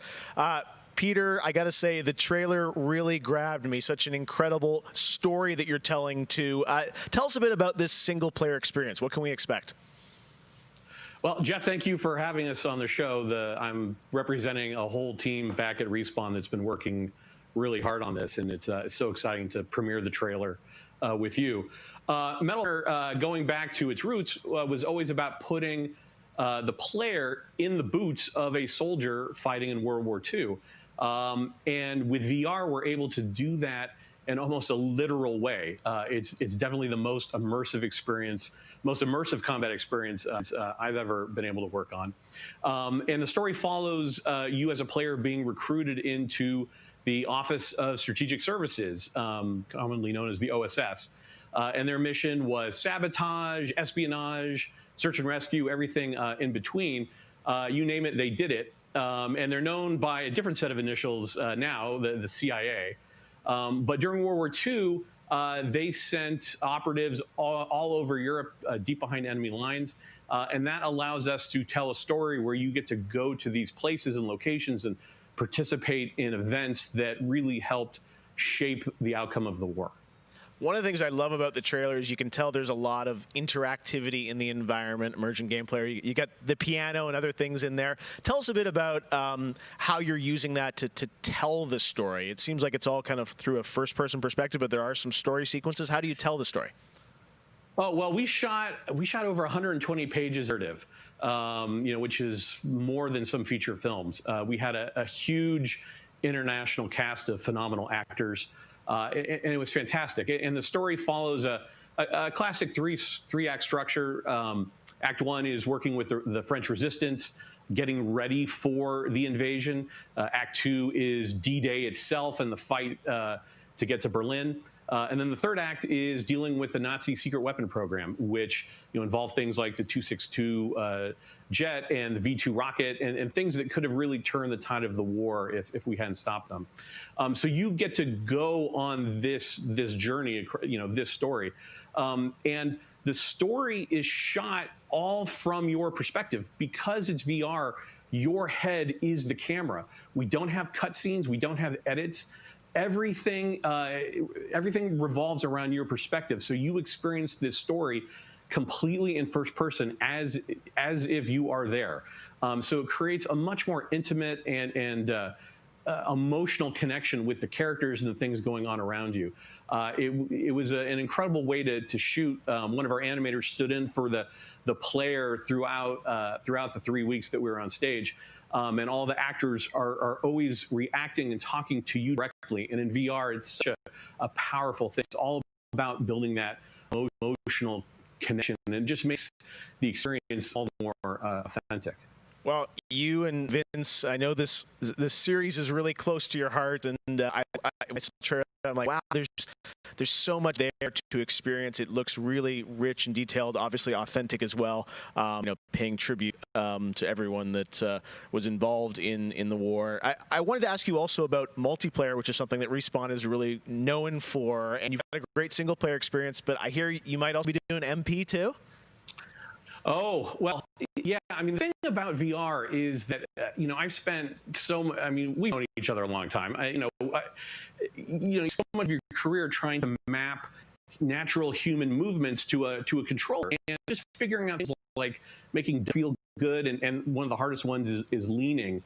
And in VR, you know how you duck? You just duck. And how you lean in VR, you just lean. And so the ability to lean around a corner, just kind of peek around the corner and see where the bad guy is just, it heightens the tension so much. It makes it feel all the more real. And when you put that into a multiplayer experience, it just raises it to a whole nother level. So we are shipping, in addition to the campaign, we are shipping a full suite of VR modes, including a few that you can only do in VR. And we're really excited about people playing those, after it comes out.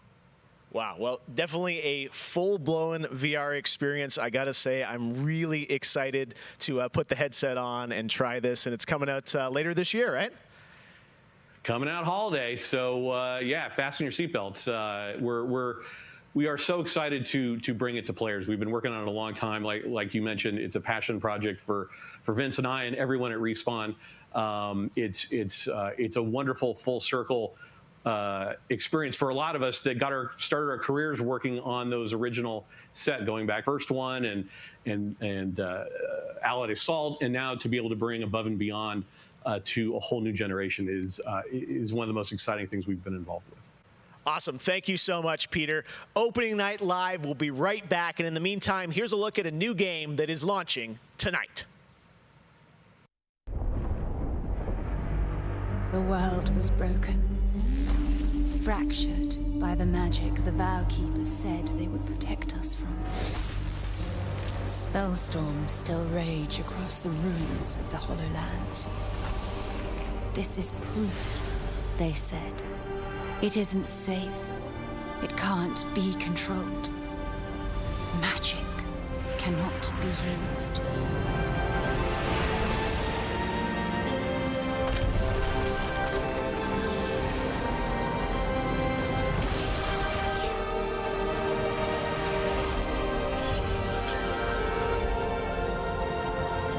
But I am a battle mage.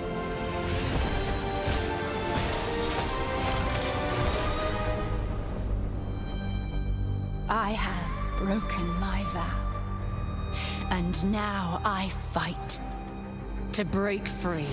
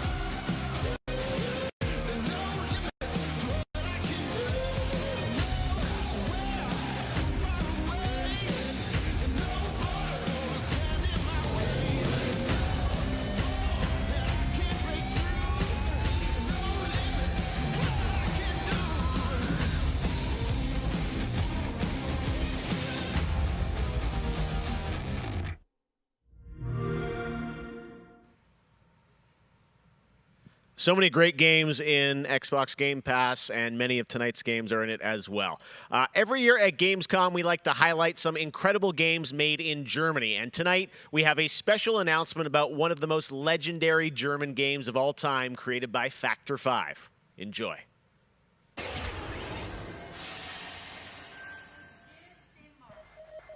最初タリカンの音楽を聴いた時に曲が素晴らしいだけじゃなくてアミガのサウンドそのものも素晴らしいと思いましたね。日本じゃ本当に聞いたことがなかった音楽でした。Factor 5 was so far ahead of the curve, and each of their games pushed game technology as far as possible. I'd say they're one of the greatest indie developers of all time. サウンドはすごいわ、グラフィックは綺麗だわ、ゲームプレイも滑らかで満足いくものだわで、本当にすごかった。今回タリカンのコレクションが出るってことをとても嬉しく思っているし、これはまた当時みたいにみんなに見せて歩きたいなと思っています。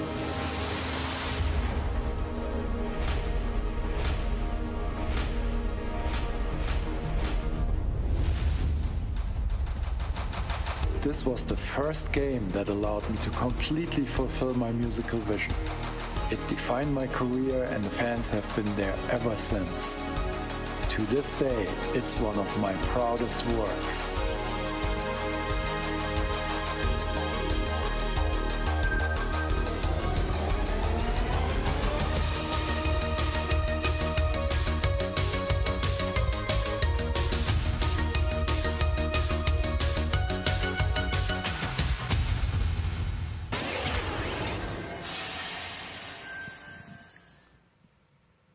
In June, Bungie revealed a new era of Destiny 2 that starts on November 10th with Beyond Light.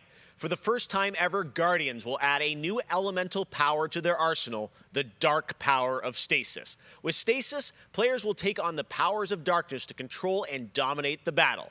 Here's an all-new look at Stasis from Destiny 2 Beyond Light.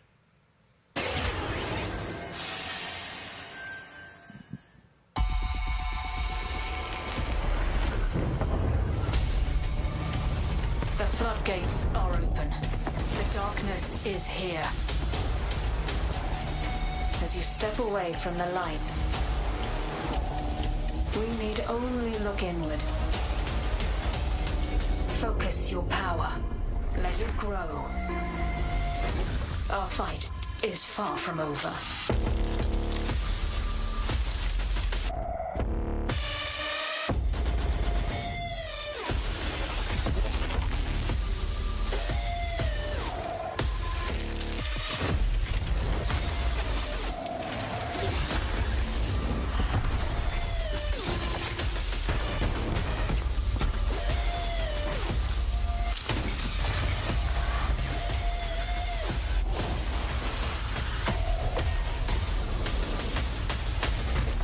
Let them come. This is their fate. One after another.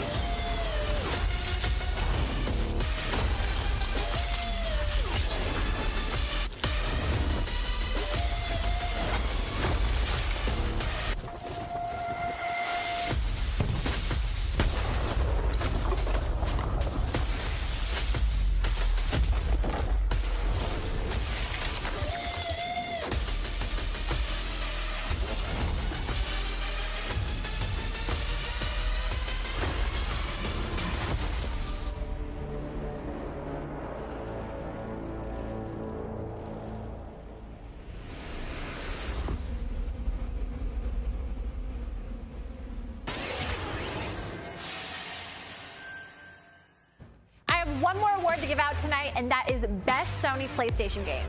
So, without further ado, the winner is Cyberpunk 2077. Congratulations. Of course, there are even more awards than the ones I announced tonight. So check out the Gamescom Awards user voting, where you can vote for your favorite streamer, Gamescom's Most Wanted, and Best of Gamescom. The winners will be revealed at Gamescom Best of Show, along with cool cosplayers, esports, and more.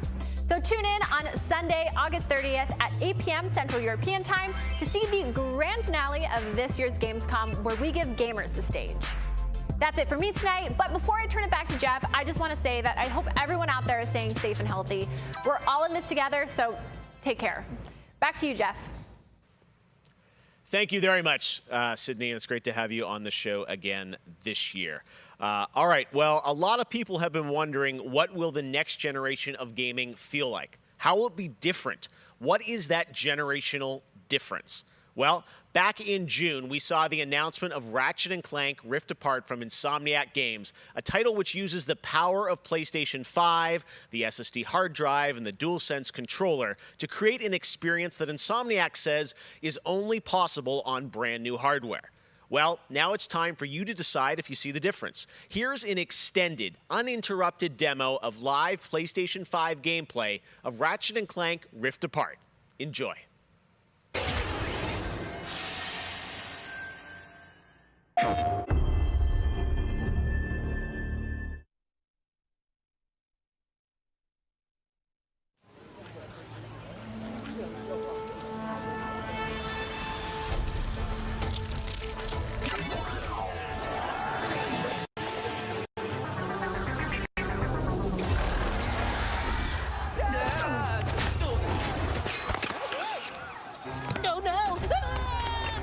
We're back.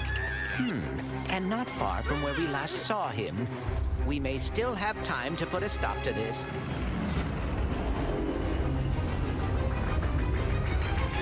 Hey, I think I found the bomb bags! Oh, dear.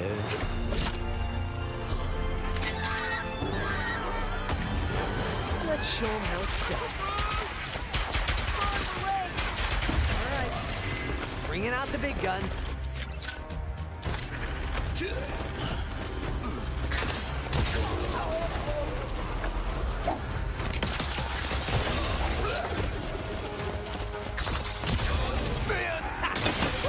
Feels good that he's back in action.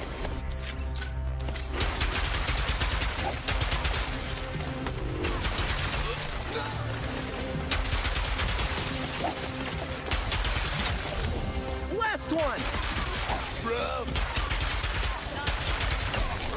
The train's pulling away. Let's go. Now I'm definitely gonna miss my train!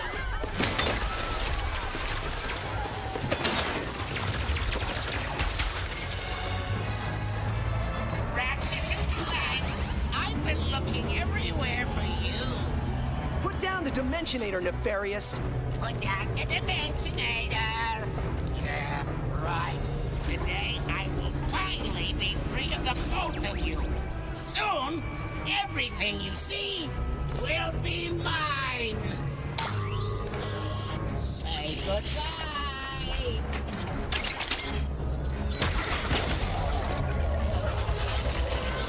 What did you do?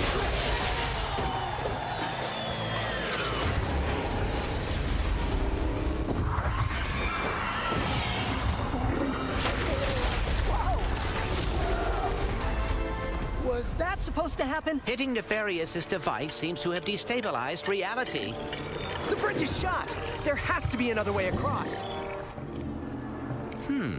The rifts appeared to react to your device. Try pointing it at one of them.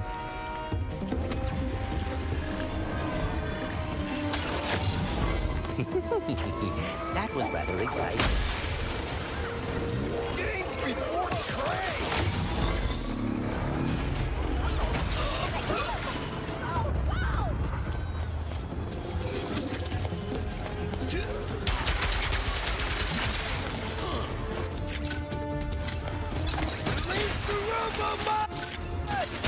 Wait! Robo! What?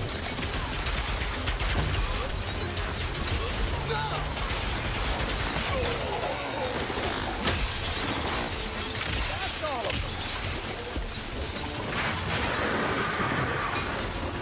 Whoa! Watch your head!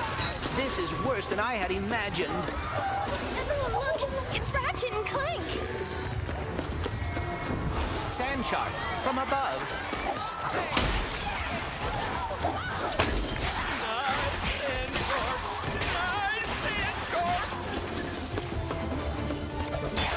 My heroes!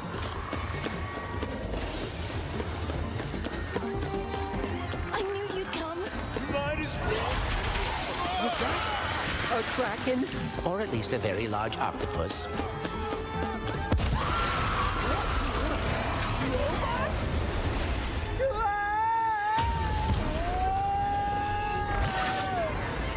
I will never get used to that. Hey, at least we're on the same planet this time. Nefarious is on the other side of that building. Let's get moving before he does anything else to break reality.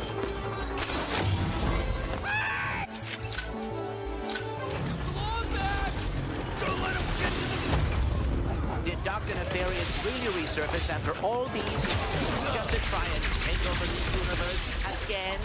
Yeah, I kind of wish he was doing a worse job. He must have more planned than he is telling us. That's what I'm afraid of.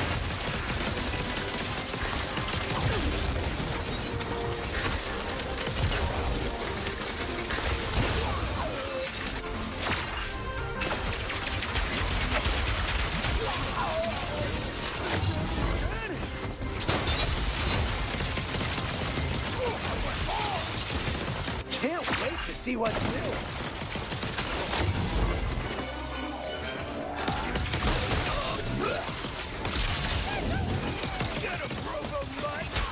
More butts?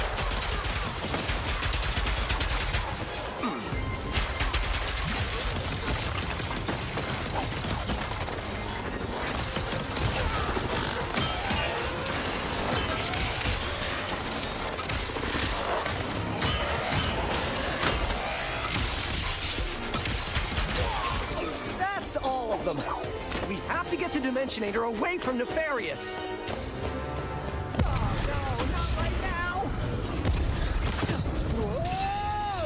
The dimensions are weakening considerably.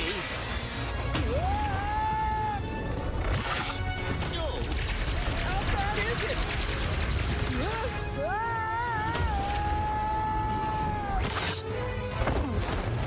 Well, it is certainly not good. Great! Where are we? Beats me.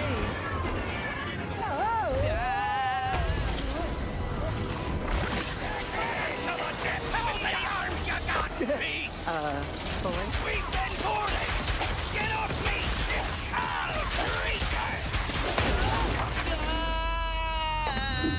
Clank!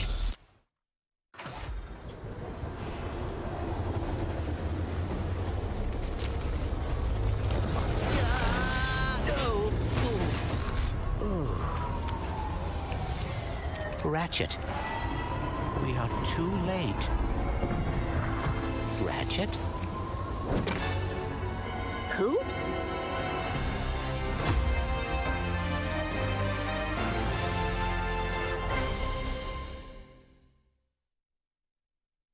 PlayStation.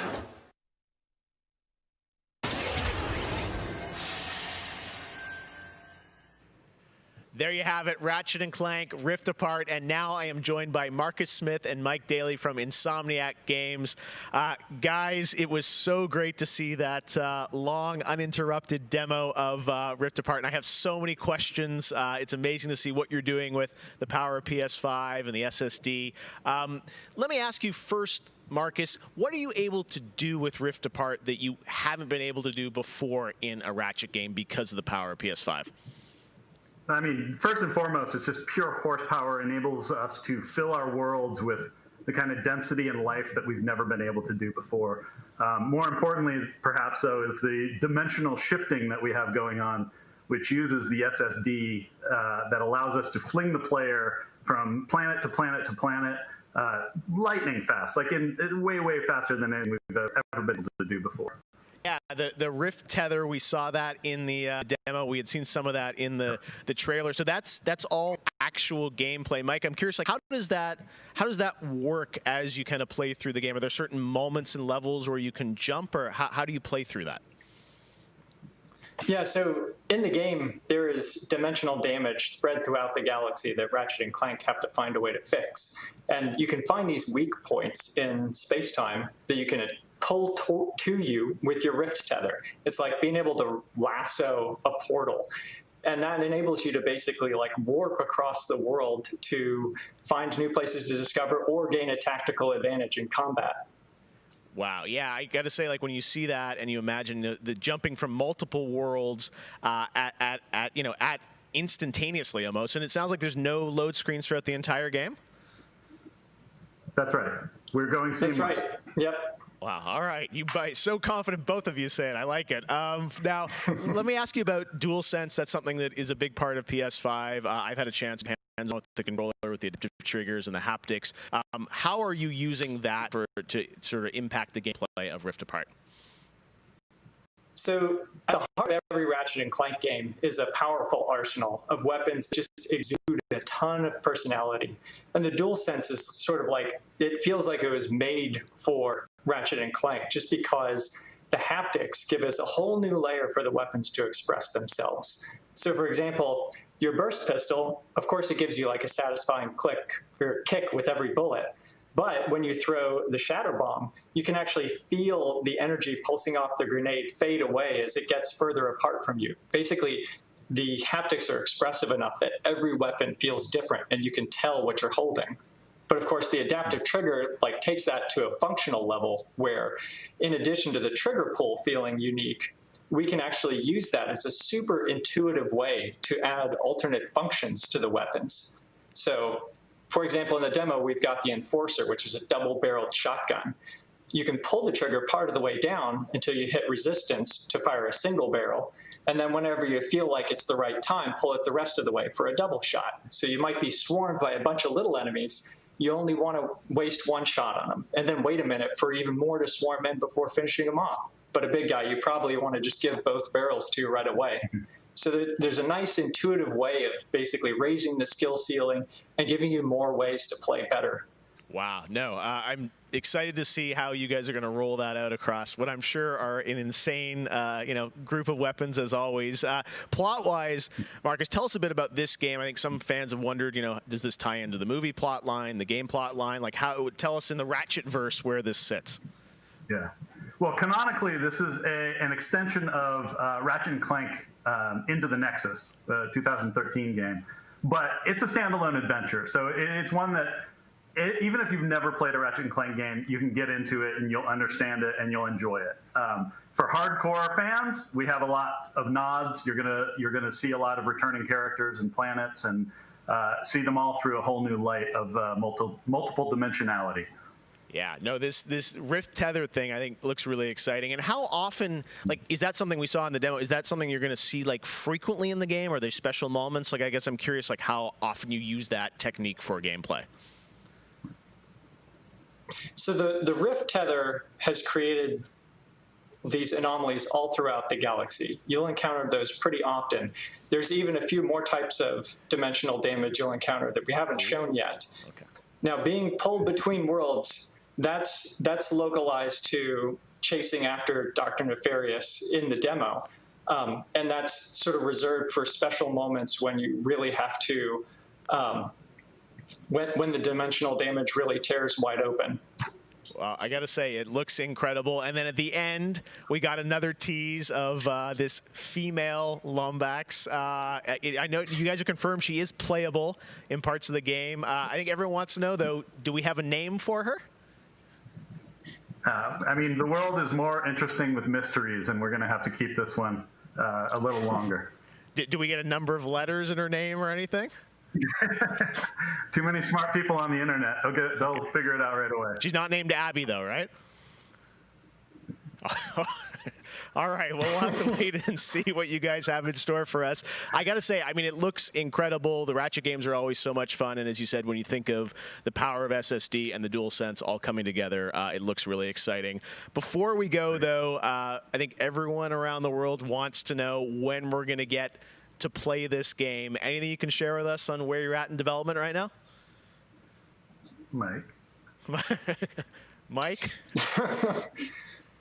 So Ratchet & Clank is coming out in the PS5 launch window. So we haven't announced a specific release date yet, so stay tuned for that. What kind of window? Is it big window? So no, I'm just kidding. All right, that's all we're going to get, I'm sure. Ratchet & Clank Rift Apart coming in the launch window for PlayStation 5. I got to say, Insomniac, we're so excited what you guys are doing across PlayStation, and the game looks incredible. So thank you so much for all you've done, and we look forward to seeing more of Rift Apart soon. Thanks, Jeff. Take care. All right, Marcus and Mike from Insomniac, thanks for showing us that first look at Ratchet & Clank or PlayStation 5. And that's going to do it for Opening Night Live. Thank you so much for watching from around the world, and make sure to stay tuned all weekend for more live Gamescom coverage at gamescom.global. As for us, we'll see you later this year for the Game Awards 2020. Our team is hard at work to build a very special live show for you coming in December. We'll see you then. Good night.